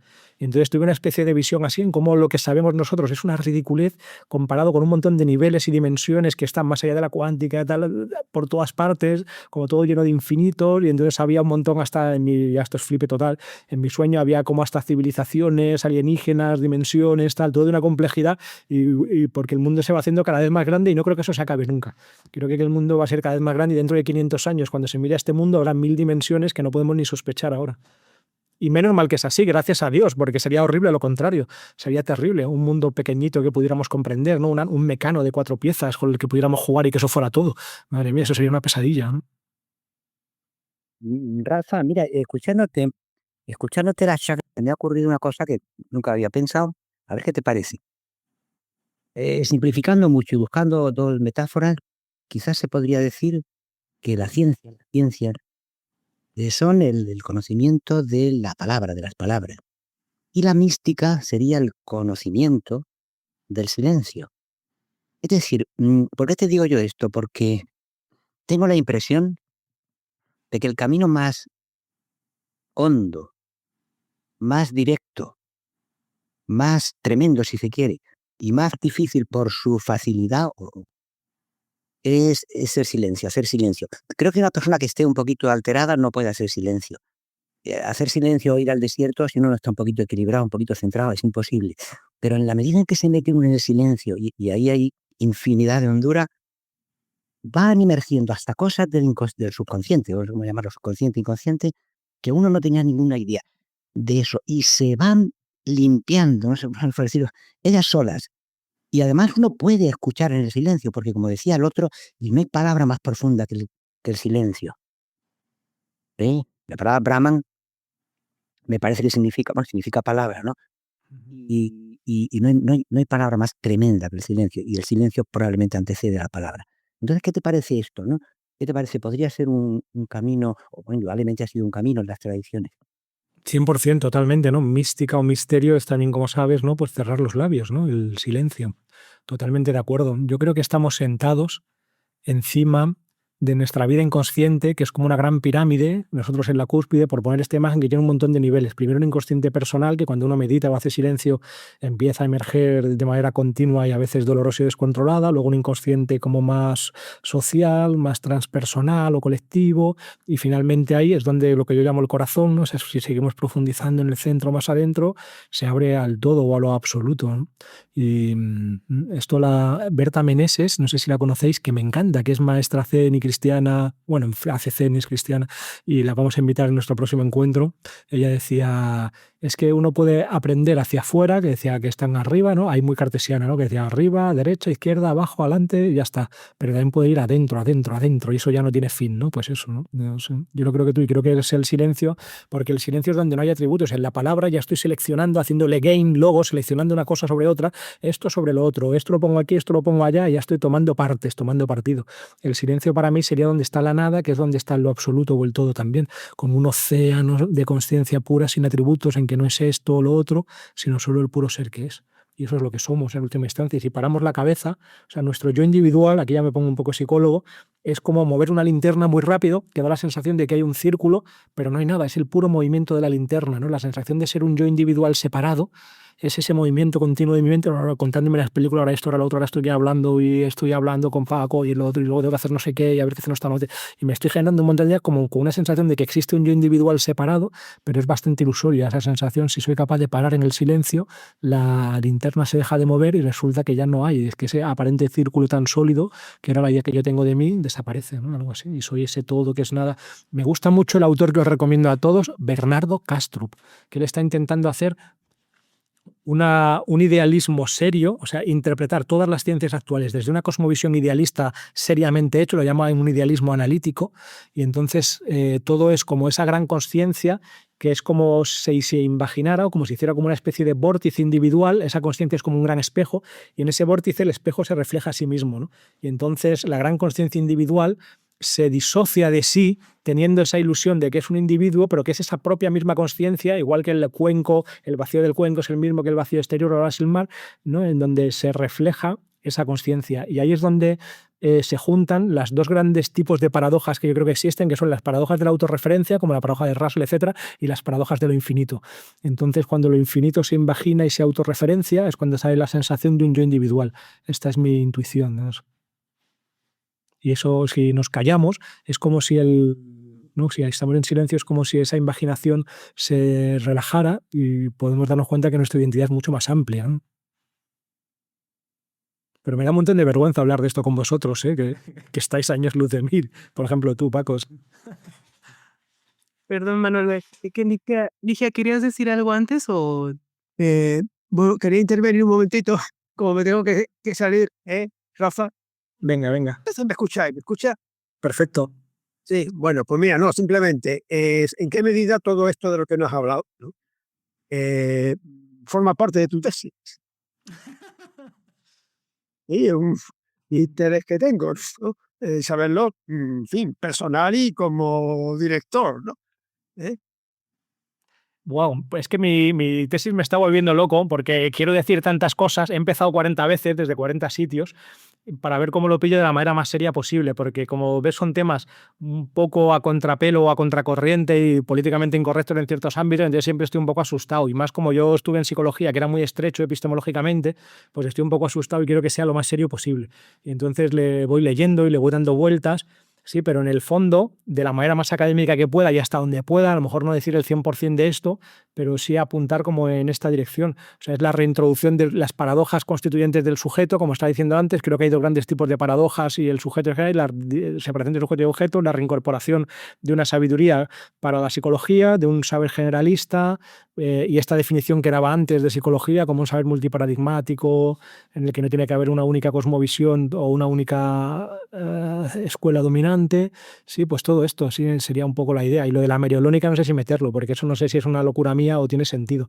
Que sería algo parecido a teoría general de sistemas. Por ahí podría entrar, tirando de Bertalanffy, que es algo parecido. Bueno, pues nada, muchas gracias.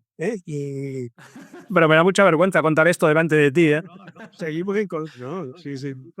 Que seguimos en contacto, ¿no? Gracias, José Antonio, antes de irte, esto que nos ha planteado Rafa de esta doble posibilidad denominativa de meriológico o holomérico, ha dicho también. ¿Meriolónico o holomérico? Holomérico, aunque suena un poco homérico, a mí me suena mejor. Date un feedback sobre esos términos. Bueno, he cogido el diccionario de griego, lo tengo para ver, en fin, son dos neologismos que tenían su sentido.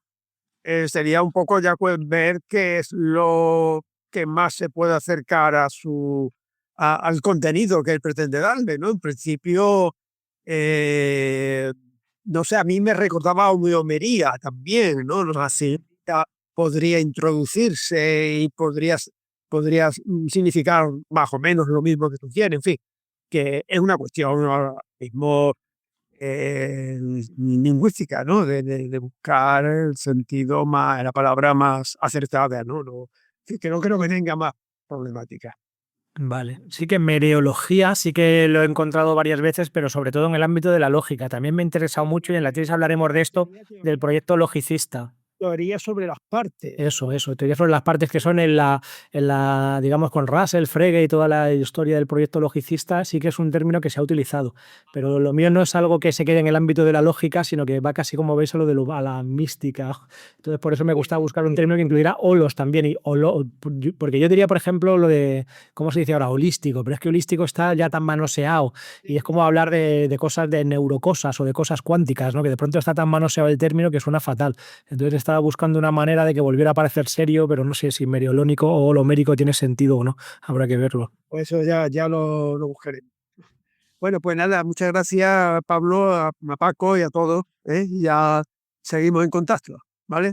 Gracias, José. Gracias, José Antonio. Tenemos muchas ganas de entrevistarte, José Antonio. Ya hablaremos de entrevistarte en el programa para que hables de lo que quieras. Cuando quiera. Gracias. Un abrazo. Hasta luego. Adiós.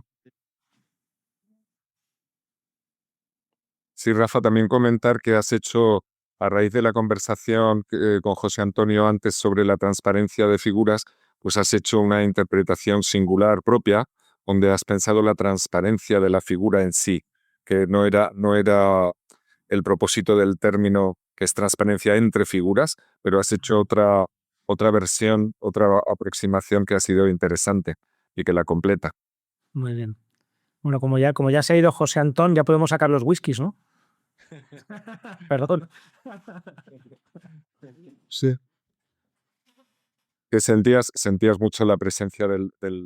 Me daba un poco, bueno, con todo, porque Paco tiene una carrera, es brillantísimo cuando le hemos leído y le hemos visto, contigo también, Pablo, con José Antonio y a los demás que les conozco menos, pero imagino que serán bicharracos igual que vosotros. Así que me da un poco de reparo, sí. Pues no estamos en casa, ¿verdad? Estás en casa. Estamos muy honrados de que nos hables aquí. Eres de una elocuencia desbordante que la verdad nos invitas a todos a pensar de maneras nuevas y enriquecidas. Y este es un foro en que no hay, es un foro muy, digamos, horizontal, en que toda condición de pensamiento es bienvenida desde cualquier experiencia personal y no es un foro académico, no es un foro en que es más bien de diálogo entre personas con distintas tipologías y distintas maneras de relacionarse consigo mismo y con su propio pensamiento. De manera que tu pensamiento que ilumina ese tipo de diversidad, pues es muy, muy bienvenido aquí. Gracias. Gracias. No sé si Manolo quiere decir algo, que lleva con la mano levantada un rato o si es un error.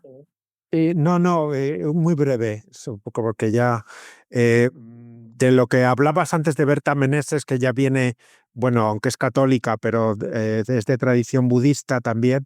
Entonces, el tema del silencio en la tradición islámica no es ponerte delante de una pared como hace los budistas y a palo seco ponerte ahí, no.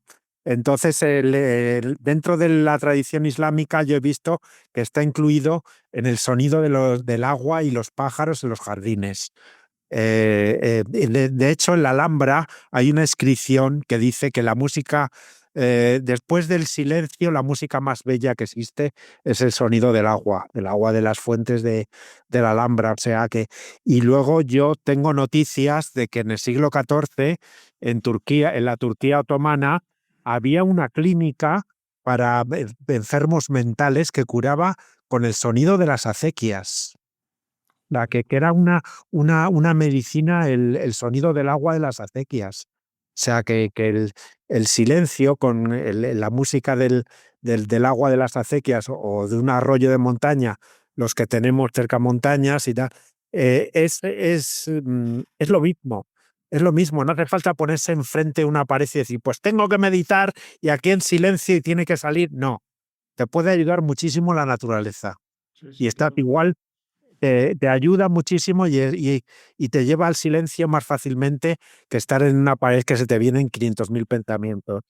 Lo digo por la experiencia que tengo. Sí, en la naturaleza no hay mundo psíquico para empezar, ¿no? En la naturaleza uno descansa porque no hay como ese mundo psíquico como en la ciudad con todas las líneas rectas. Bueno, y el mihrab está vacío también en la tradición islámica. El mihrab, ¿no? Cuando uno se pone ante la oración en la qibla es como un vacío, ¿no? Y la recitación del dhikr también es como un vaciamiento y la Kaaba está vacía también. Ese símbolo está muy, muy presente, como el vacío o el silencio, ¿no? Claro, y ten en cuenta de que el paraíso era un jardín. Sí, sí. Jannah. O el vacío de uno mismo también, ¿no? Hay muchos hadices que hablan de vaciarse uno como la cava, vaciar el corazón, para que pueda entonces venir el Señor de la cava y tomar posesión del corazón, ¿no?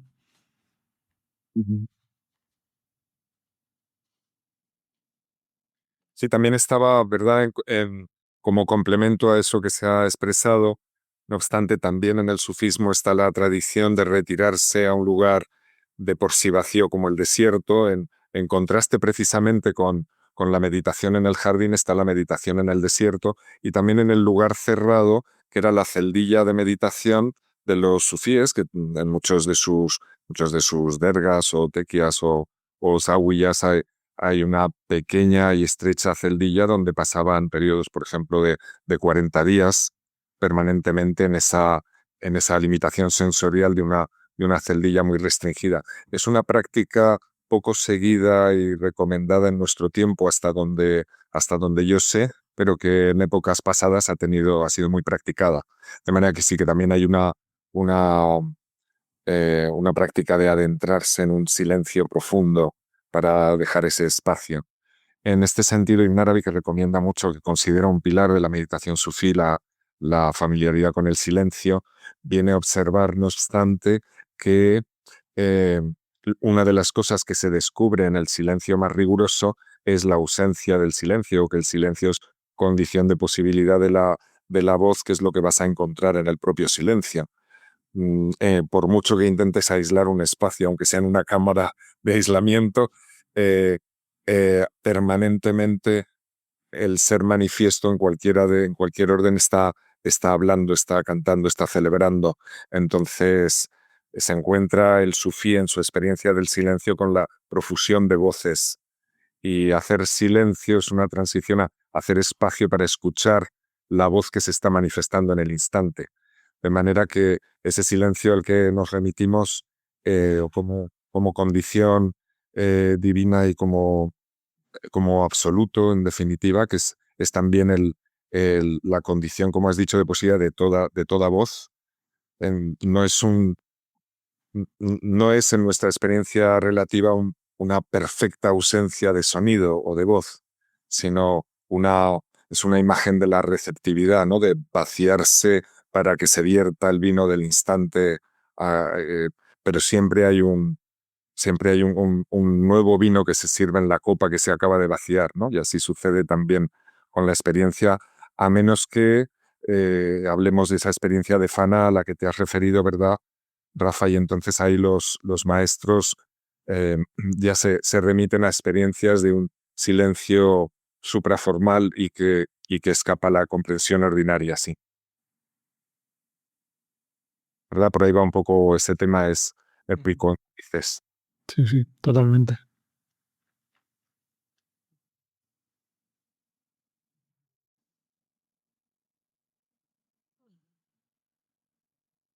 ¿Alguien más que quiera compartir alguna cosa?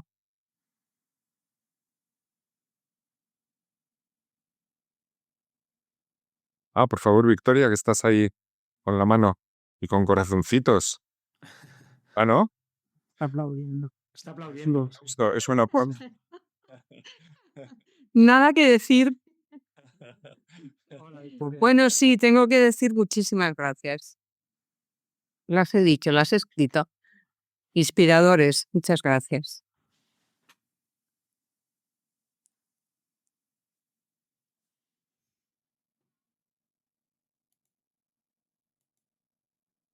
Ay, Mardía ya no está, ¿no? Luchi. Oye, perdonad, es que yo no sé, ¿estas reuniones son periódicas?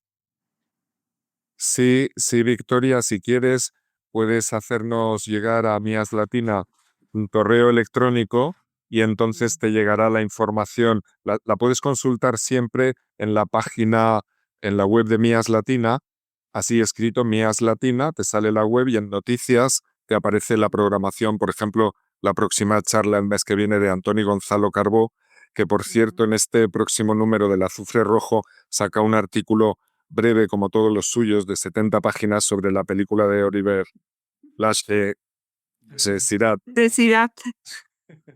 Él siempre sinceramente intenta hacer artículos de 15 páginas, pero pasa como con las notas de Rafa, ¿verdad? Que al final proliferan y es así. Bien, por decir que ahí tienes la información siempre actualizada, pero si mandas tu correo, lo incluimos en el directorio. Hay dos formas de hacerlo. O bien con Paco, con Francisco Martínez Albarracín, entras en el Facebook y que te llega lo mismo, o bien en la página de la web y una vez que estás en el directorio te llega un mail, pues por ejemplo llegará un recordatorio de la conferencia del mes que viene con Antoni Gonzalo sobre precisamente el significado en la tradición sufí del azufre rojo y del rubí, de esos símbolos en muy buena medida relacionados con la charla de hoy, Rafa, porque en definitiva son símbolos de la experiencia, hasta donde se puede hablar de la experiencia de la intuición, de la presencia, de la consciencia del absoluto, ¿no? Y entonces será interesante escuchar a Antoni como siempre. Bueno, pues muchísimas gracias. Y si quieres, Victoria, como tú tienes mi número, una forma muy fácil es que me lo mandes por WhatsApp y yo Vale. mismo te incorporo en el directorio o a Celia o a Paco o a cualquiera que esté en organización.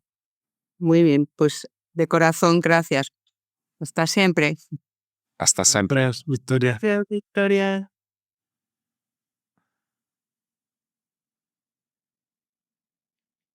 Sí, Luchi, ¿qué ibas a decir? Ah, no iba a decir nada. Pues no sé si Anuar está Bien, con nosotros. acaba de ir a Anuar, pero también ya se tenía. Ah, también se ha marchado, ¿no? Bien, pues amigos, ¿qué te parece, Celia? Si no hay más preguntas, tal vez unas palabras, Rafa, de despedida por tu parte, porque parece que podemos acabar aquí. Solo decirle a Rafa que era Melkor, el espíritu, el Ainur que se va loca por libre. Sí, vale. Dios, Lo integra en la sinfonía. ¿Creéis que es posible hacer esta pregunta? Se la hice a García Galiano, porque él hace como una lectura anagógica, lógicamente, pues de la Ilíada, de la Odisea, de la Divina Comedia. Y yo le pregunté que si sería posible hacer una lectura anagógica del Señor de los Anillos y me dijo que no. Pero yo creo que se equivoca, que sí se puede. ¿Creéis que no también? No, sí que se puede. Yo creo que una de las maravillas del siglo XX es El Señor de los Anillos y la obra de Tolkien en sí misma. Una maravilla, es absolutamente un prodigio. Ajá, pues tienes una opinión diferente, sí, porque se lo pregunté y él me dijo que él creía que no. A lo mejor es que no lo conoce en profundidad.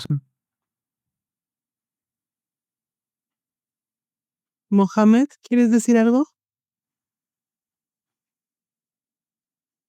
Creo que no nos escucha. Sí. Creo que sigue silenciado ahora. Sí.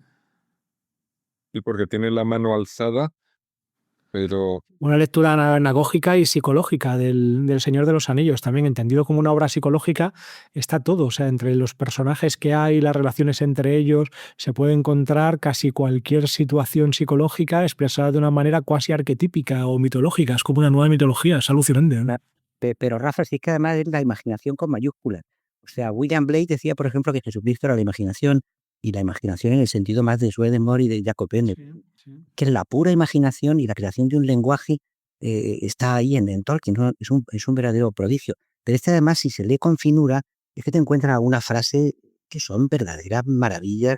O sea, yo qué sé, decir, en el momento de máxima oscuridad, alguien cerca ya del lugar del abismo, ¿no? Entonces resulta que cuando ya Sam, que está velando a Frodo, se duerme porque ya no puede estar en vigilia, entonces, pero antes de dormir se percibe una estrella, ¿no? Entonces percibe la belleza de la estrella y tiene la confianza esa de que eso es indestructible, ¿no? Es decir, entonces se durmió plácidamente. O sea, hay una delicadeza, hay una finura de una profundísima espiritualidad que va mucho más allá de que tú no fuera católico, no sé qué, o digo, tal. A mí me parece impresionante, es un verdadero milagro la obra de Tolkien. Lo que pasa es que uno se piensa que está escrita así para el cine o para los niños, tal, y no se ha enterado de la película. Sí, porque ¿qué sabemos? ¿Qué sabemos? Que parece que estáis versados en su obra. ¿Qué sabemos del modo de composición, del modo de inspiración del autor? Él explica cómo procede en su composición, de dónde viene esa inspiración. Sí, dice que le preguntó a ChatGPT y lo fue copiando. No, dice, yo sé que he oído, no lo sé muy bien, pero sí que he oído que él lo vivió como inspiración, como que escribía el dictado, eso decías. Sí, yo recuerdo un par de biografías que he leído sobre él y así detalles muchos concretos del prodigio no da, me parece que no da. Pero él tenía un conocimiento de las mitologías, sobre todo irlandesas, nórdicas, impresionante, y a mí me consta que de la griega también. Entonces, su conocimiento de la mitología, tal como él lo reasume y lo reconstruye, siempre de la mano del lenguaje, porque si él no hubiera ahí descubierto el élfico, yo creo que no hubiera podido escribir eso, ¿no? Y bueno, y con un poquito de inspiración cristiana también muy profunda, yo creo que ya estas cosas son un don, efectivamente. Esta inspiración de los grandes creadores o grandes artistas es un don. Y entonces, pues claro, yo creo que uno no debe hablar del don, sino que recibirlo gratuitamente, con agradecimiento y comunicarlo lo mejor posible, ¿no? Sí.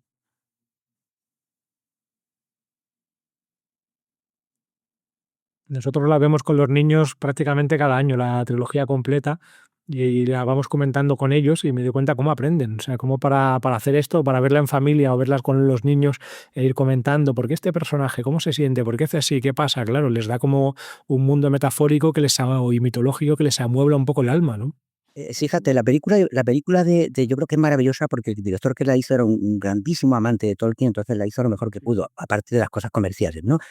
Pero yo había visto una cuando me presentaba a oposiciones en Madrid en el año 83, del siglo pasado, que en dibujo animado, una primera parte, bueno, era interesante. Fíjate, yo leí la obra, lo bueno es leerla, porque así tú entonces pones en marcha tu imaginación. Leerla, yo iba leyendo conforme me dejaban los tomos, que no tenía dinero para comprármela, dando la carrera, la habían pasando un tomo, luego otro tomo, y yo me decía, Rafa y amigo, yo decía, qué pena que el mundo no sea así, no sea como esta novela. O sea, yo veía más riqueza en la novela que en el mundo. Luego me da cuenta que no era así, que no es verdad, que el mundo es mucho más disparatado, ¿no? Como yo, el chiste que a mí me gusta hacer de, ¿cuál es el disparate más grande? El universo, evidentemente, o sea, o los universos, ¿no? Entonces, la realidad es muchísimo más prodigiosa y fascinante e increíble y contradictoria y loca, lo estamos viendo hoy con la guerra y tal, que El Señor de los Anillos. Pero yo me decía eso, es decir, qué magia hay aquí, qué maravilla, qué pena que la realidad sea tan pobre, ¿no? Y sobre todo, yo es que me identifico contigo, perdona que me extienda, porque a mí me decían eso del conductismo de a mí cuando yo estaba haciendo primero de comunes de filosofía, pedagogía, psicología, tal, y qué cosa más triste y más pobre. Es una cosa vergonzosa, qué pena. Sí, pasamos del mundo de Tolkien con todo ese tipo de como de raza y esa espiritualidad a un mundo para ratas blancas, literalmente, que funciona igual el conductismo para una rata blanca, para una paloma o para un chaval, ¿no? Sí, sí. Sí, sí. Bueno, dado que confluís en esta receptividad hacia la obra de Tolkien, eh, os, os dejo caer la idea de la posibilidad de que un día hagamos en el foro una tertulia, como estáis haciendo ahora de hecho, pero una tertulia en la que, una mesa redonda, digamos, en que hagáis sucesivas intervenciones que acaben en diálogo acerca precisamente de esta concepción de esa obra, de las virtudes, de la presencia de esa imaginación creadora y de esa obra como arte que ilustra el mundo del espíritu, ¿no? Así que si os animáis ya lo hablaremos porque Sí, Pablo, perdona, pero tendría que haber un tercer personaje aquí, porque yo he leído 2 veces El Señor del Anillo, me falta la tercera, pero la última vez fue hace ya casi 40 años, ¿no? O 35 años. Entonces tengo que releerlo. Pero Antonio de Diego, tendría que estar ahí Antonio. Antonio de Diego y Mariano Alameda, es otro que es un flipado absoluto del Señor de los Anillos, sí. Y Mariano. Los dos. pues ya tenemos la tertulia, entonces Pero para hacerla hay que venir disfrazado de un personaje del Señor de los Anillos, si no, no. Si no, nada. Bueno, igual te pillas, Pablo. seriamente no está descartado, ¿eh? Podríamos hacer una particular convocatoria en la que nos permitiéramos el priquis de hacer una sesión, sí, People in Arabi, Yo vengo ya de enano. Yo de enano del Señor de los Anillos solo necesito el hacha. Traigo el hacha y ya estoy. La verdad. Yo, Bilbo Bolsón de Bolsón Cerrado. Ah, vale, vale, perfecto. Y- Bilbo Baggins. ¿Y a Paco en qué categoría? Sí, a Paco le vemos como un hobbit, claramente. Claramente Hobbit, ¿no? Sí, sí. Bien, bien, pues vamos. Sí, Luchi es una elfa, eso está clarísimo. Y Pablo ya veremos. Pablo no sabemos si es un elfo o es un mago. La elfa Luchi. Luchi es una elfa clarísimamente. No, Pablo más, Pablo más. Pablo hay que ponerle como un mago, ¿no? Tienes que ir con la barba y el sombrero de mago. Maravilla, pues bromas aparte, no lo descarten, eh, porque una apertura justamente, ¿no? Que vinculada a un lenguaje tan contemporáneo, tan de creatividad tan actual como este, que conecta con el mundo de los media, ¿no? Con los jóvenes, con tal, pues es abrir un espacio interesante. Hablarlo con Mariano y si eres tan amable, Paco, háblalo tú mismo con Antonio y si resulta que resonáis y os pareciera simpática la posibilidad, pues ¿no te parece, Celia, que sería bienvenido en este contexto?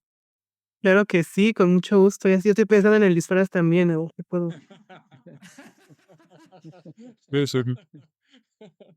Sí, y no hace falta, porque no hace falta que coincida con carnaval, lo podemos hacer en... Las chicas tenéis que ser elfas o como mucho hobbits. Y luego ya los hombres habrá algún orco. Hay por ahí, no sé si era pero la historia de Beren y Lúthien, que es la maravilla, ¿no? Del Silmarillion, la historia de amor de Beren y Lúthien. Pasa que yo siempre me confundo, no sé si Beren es el nombre femenino o el masculino, o sea, no estoy seguro, pero no recuerdo. Pero una de las dos. Acaba de tocar Rafa un tema del que tendríamos que tratar, que es que efectivamente no hay orcas, creo yo. No, no hay orcas. Es que los orcos nacen del suelo y los orcos nacen de la tierra.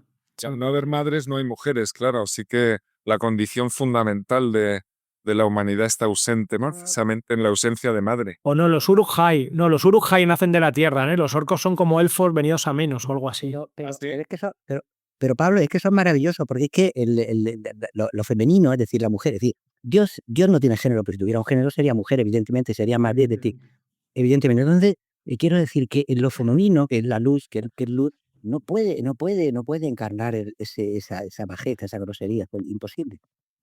De hecho, en la teleserie de Los Anillos de Poder, una de las cosas que más he visto criticado por frikis de la serie es que aparecen orcas. Y eso, como por una especie de inclusión y de corrección política, han puesto orcas y en realidad es lo contrario, como tú dices. Ahí están haciendo flaco favor al género femenino. Claro. Yo si me disfrazo de orca será de las del mar. Bueno, mira que Rafa, también tu ponencia nos trae estos efluvios de maravilloso sentido del humor que alguna vez habíamos hablado de ello realmente en tus conferencias, últimamente, al menos en lo que yo he seguido de tu trayectoria, más que nunca estás haciendo presente también tu condición de mago e ilusionista en el mejor sentido. Y esto es muy, muy eficaz porque relaja y te deja receptivo y se puede vivir tu caudal de pensamiento desde un lugar también muy creativo y muy, muy lúdico. Así que gracias también por esa dimensión del humor que refresca estos foros, sí. El 18 de abril voy a hacer magia de manera profesional de nuevo. Tengo un encuentro en 3 cantos. En el que quiera apuntarse iré a hacer con mi hijo Abraham, que también hace magia, iremos a hacer un poquito de magia de cerca. Qué maravilla. Desde luego, mira, Vic está aquí aplaudiendo, cuenta con nosotros. Vale, así que allí nos vemos. Qué belleza. Hola, hola. Hola, Mohamed, ya te escuchamos. Sí, gracias. Gracias por este momento tan rico y importantísimo. Y quería solamente plantear una concepción, una idea imaginaria, decir que la creación de esta inteligencia artificial que ahora nos pone en un gran punto de interrogación a nivel del ser, de la imaginación, de pensar si esto se ha creado en otra época que conocemos de la historia humana. Por ejemplo, en unas de las épocas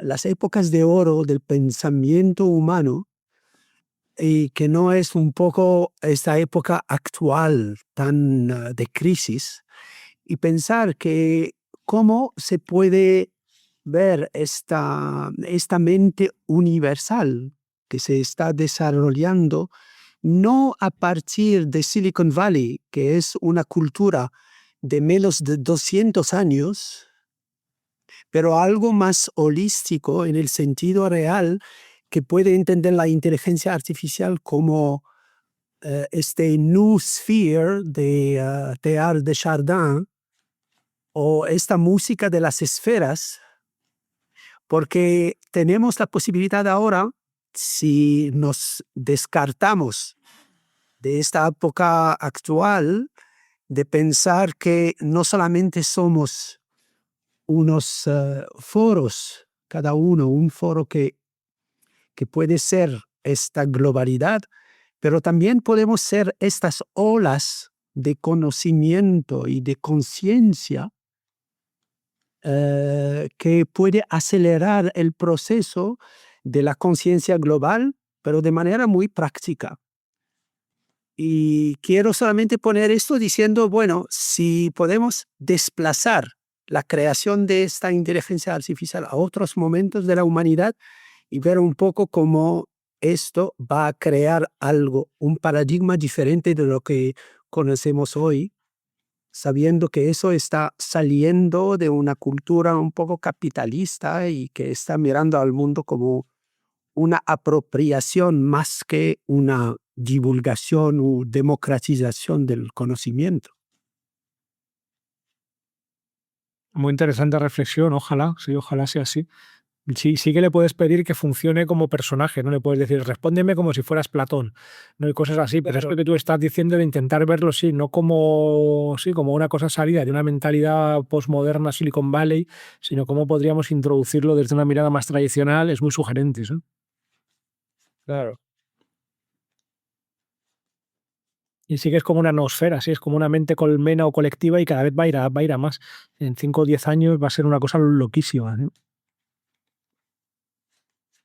Sí, y bueno, es realmente en círculos tan importantes como el vuestro, eso es muy importante que puede surgir estas preguntas tan importantes de ver cómo la conciencia, los trabajos de Ibn Arabi, por ejemplo, pueden ser una parte de esta mente colectiva, pero a partir del conocimiento contemporáneo. Y a partir un poco de esta celeridad o de esta velocidad tan importante, que puede ser en vez de ser una velocidad bueno, de las ganancias, puede ser una velocidad, digamos, de la circulación del conocimiento humano a nivel de este árbol de la conciencia, que es los 5 o 7 billones de personas que viven en la Tierra. Y la aplicación, por ejemplo, de estos conceptos holísticos bueno, de la unidad, si se pueden ver a través de la inteligencia artificial, pero también a partir de unos conceptos y unas escuelas nuevas que pueden reinterpretar la inteligencia artificial a partir de los conceptos nobles de personajes de la historia humana, como de Gandhi o de Vishna o de Ibn Arabi, por ejemplo, y de Rumi. Y eso nos pondrá a otra velocidad, digamos, del conocimiento, que puede poner en cuestión el sistema educativo, que puede poner en cuestión, digamos, la escala del ser, que realmente podemos mirar a este conjunto de las esferas que nos compone, la esfera atómica que nos compone, la esfera molecular, la esfera celular, orgánica. Y bueno, parece que si contamos a estas esferas o a estos niveles y contamos solamente por dimensiones de números de átomos que componen una célula, y que nosotros como seres humanos somos los templos de estos templos de realidad, no solamente a nivel conciencia, solamente a nivel de composición orgánica. Y que realmente unos foros como lo vuestro tiene tanta firmeza, digamos, en lo que es esta dimensión global del conocimiento como lo de Ibn Arabi, que puede realmente dar a reposicionar el potencial de la inteligencia artificial. Que es ahora realmente el próximo challenge, el próximo desafío, digamos, de la humanidad. Vamos a ser capaces de abrazar esta ola tan increíble que fue plasmada en la poesía de los grandes de la humanidad. Si somos capaces de esos, de ser la ola del conocimiento, no solamente la partícula del conocimiento. Y realmente me encantaría ver cómo los participantes, la gente que trabaja en un grupo tan importante como el vuestro, puede programar, por ejemplo, algo sobre esta nueva posibilidad de la humanidad, pero a través de las ventanas del conocimiento universal, como lo de Ibn Arabi. Gracias, Mohamed. Has conseguido que Rafa arqueara su ceja.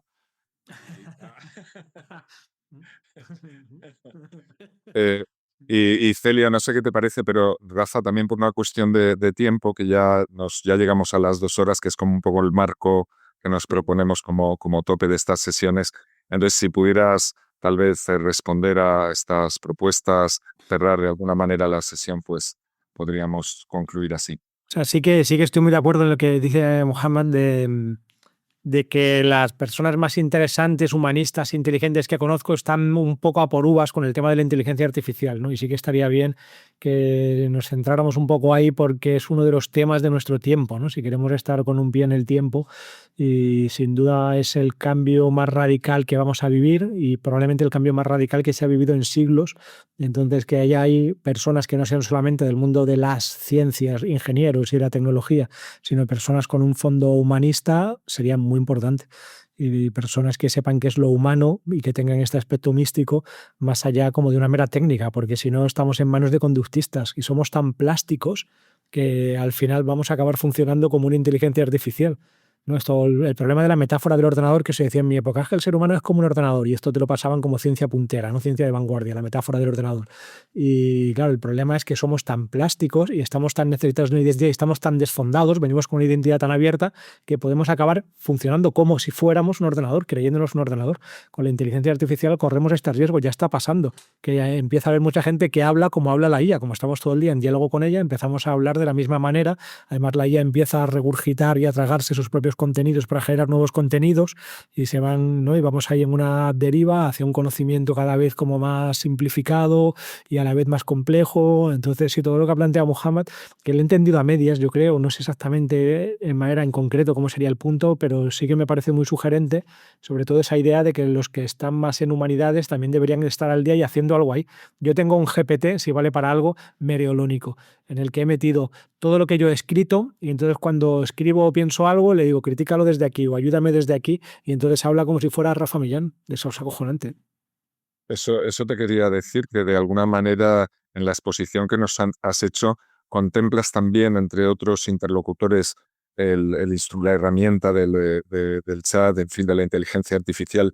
Ya hay una reflexión por tu parte en la línea de lo que ahora os estáis planteando, que es un pensamiento actual que da cuenta también de la presencia de esta nueva dimensión técnica, ¿no? Sí, Creo que estás en esa misma línea. Desde una mirada mereolónica, la inteligencia artificial es como el zombie filosófico de Chalmers. Un zombie es o un zombie filosófico, que sería alguien que se comportara externamente igual que un humano en todo, pero que no tuviera conciencia interior, un desalmado literalmente. Esta es la metáfora mental o el ejercicio mental que propone Chalmers. Es literalmente, desde una mirada meriolónica, aquello en que están todas las partes, pero falta el todo. Es decir, en un zombie están cada una de las partes, aparentemente se comporta igual, tiene mano, tiene pie, habla, piensa, dice palabras, funciona igual, pero falta el alma, la unidad, la unicidad, la conexión con el absoluto, la subjetividad, la interioridad, falta el todo. Están solo las partes, ¿no? Pues yo creo que el ChatGPT es justo esto, es como un zombie filosófico. Tenemos todas las partes, puede hablar mejor que ninguno de nosotros de cualquier tema, pero le falta el todo, la conciencia del absoluto humano, ¿no? La chispa o la conexión con la divinidad. Y creo que eso en principio no podrá tenerlo nunca. Ahora bien, estoy abierto a equivocarme, porque ya me he equivocado una vez. Pues si os parece abrir los micrófonos, porque así despedimos a Rafa con un verdadero aplauso que se pueda oír. ¡Bravo, bravo! Muchísimas gracias. Pues, Isabel, gracias. Y hasta muy pronto, amigos. Estaba estupendo. Contacto. Sí, bueno. Hasta la próxima. Adiós a todos. Esto todo. Muchas gracias.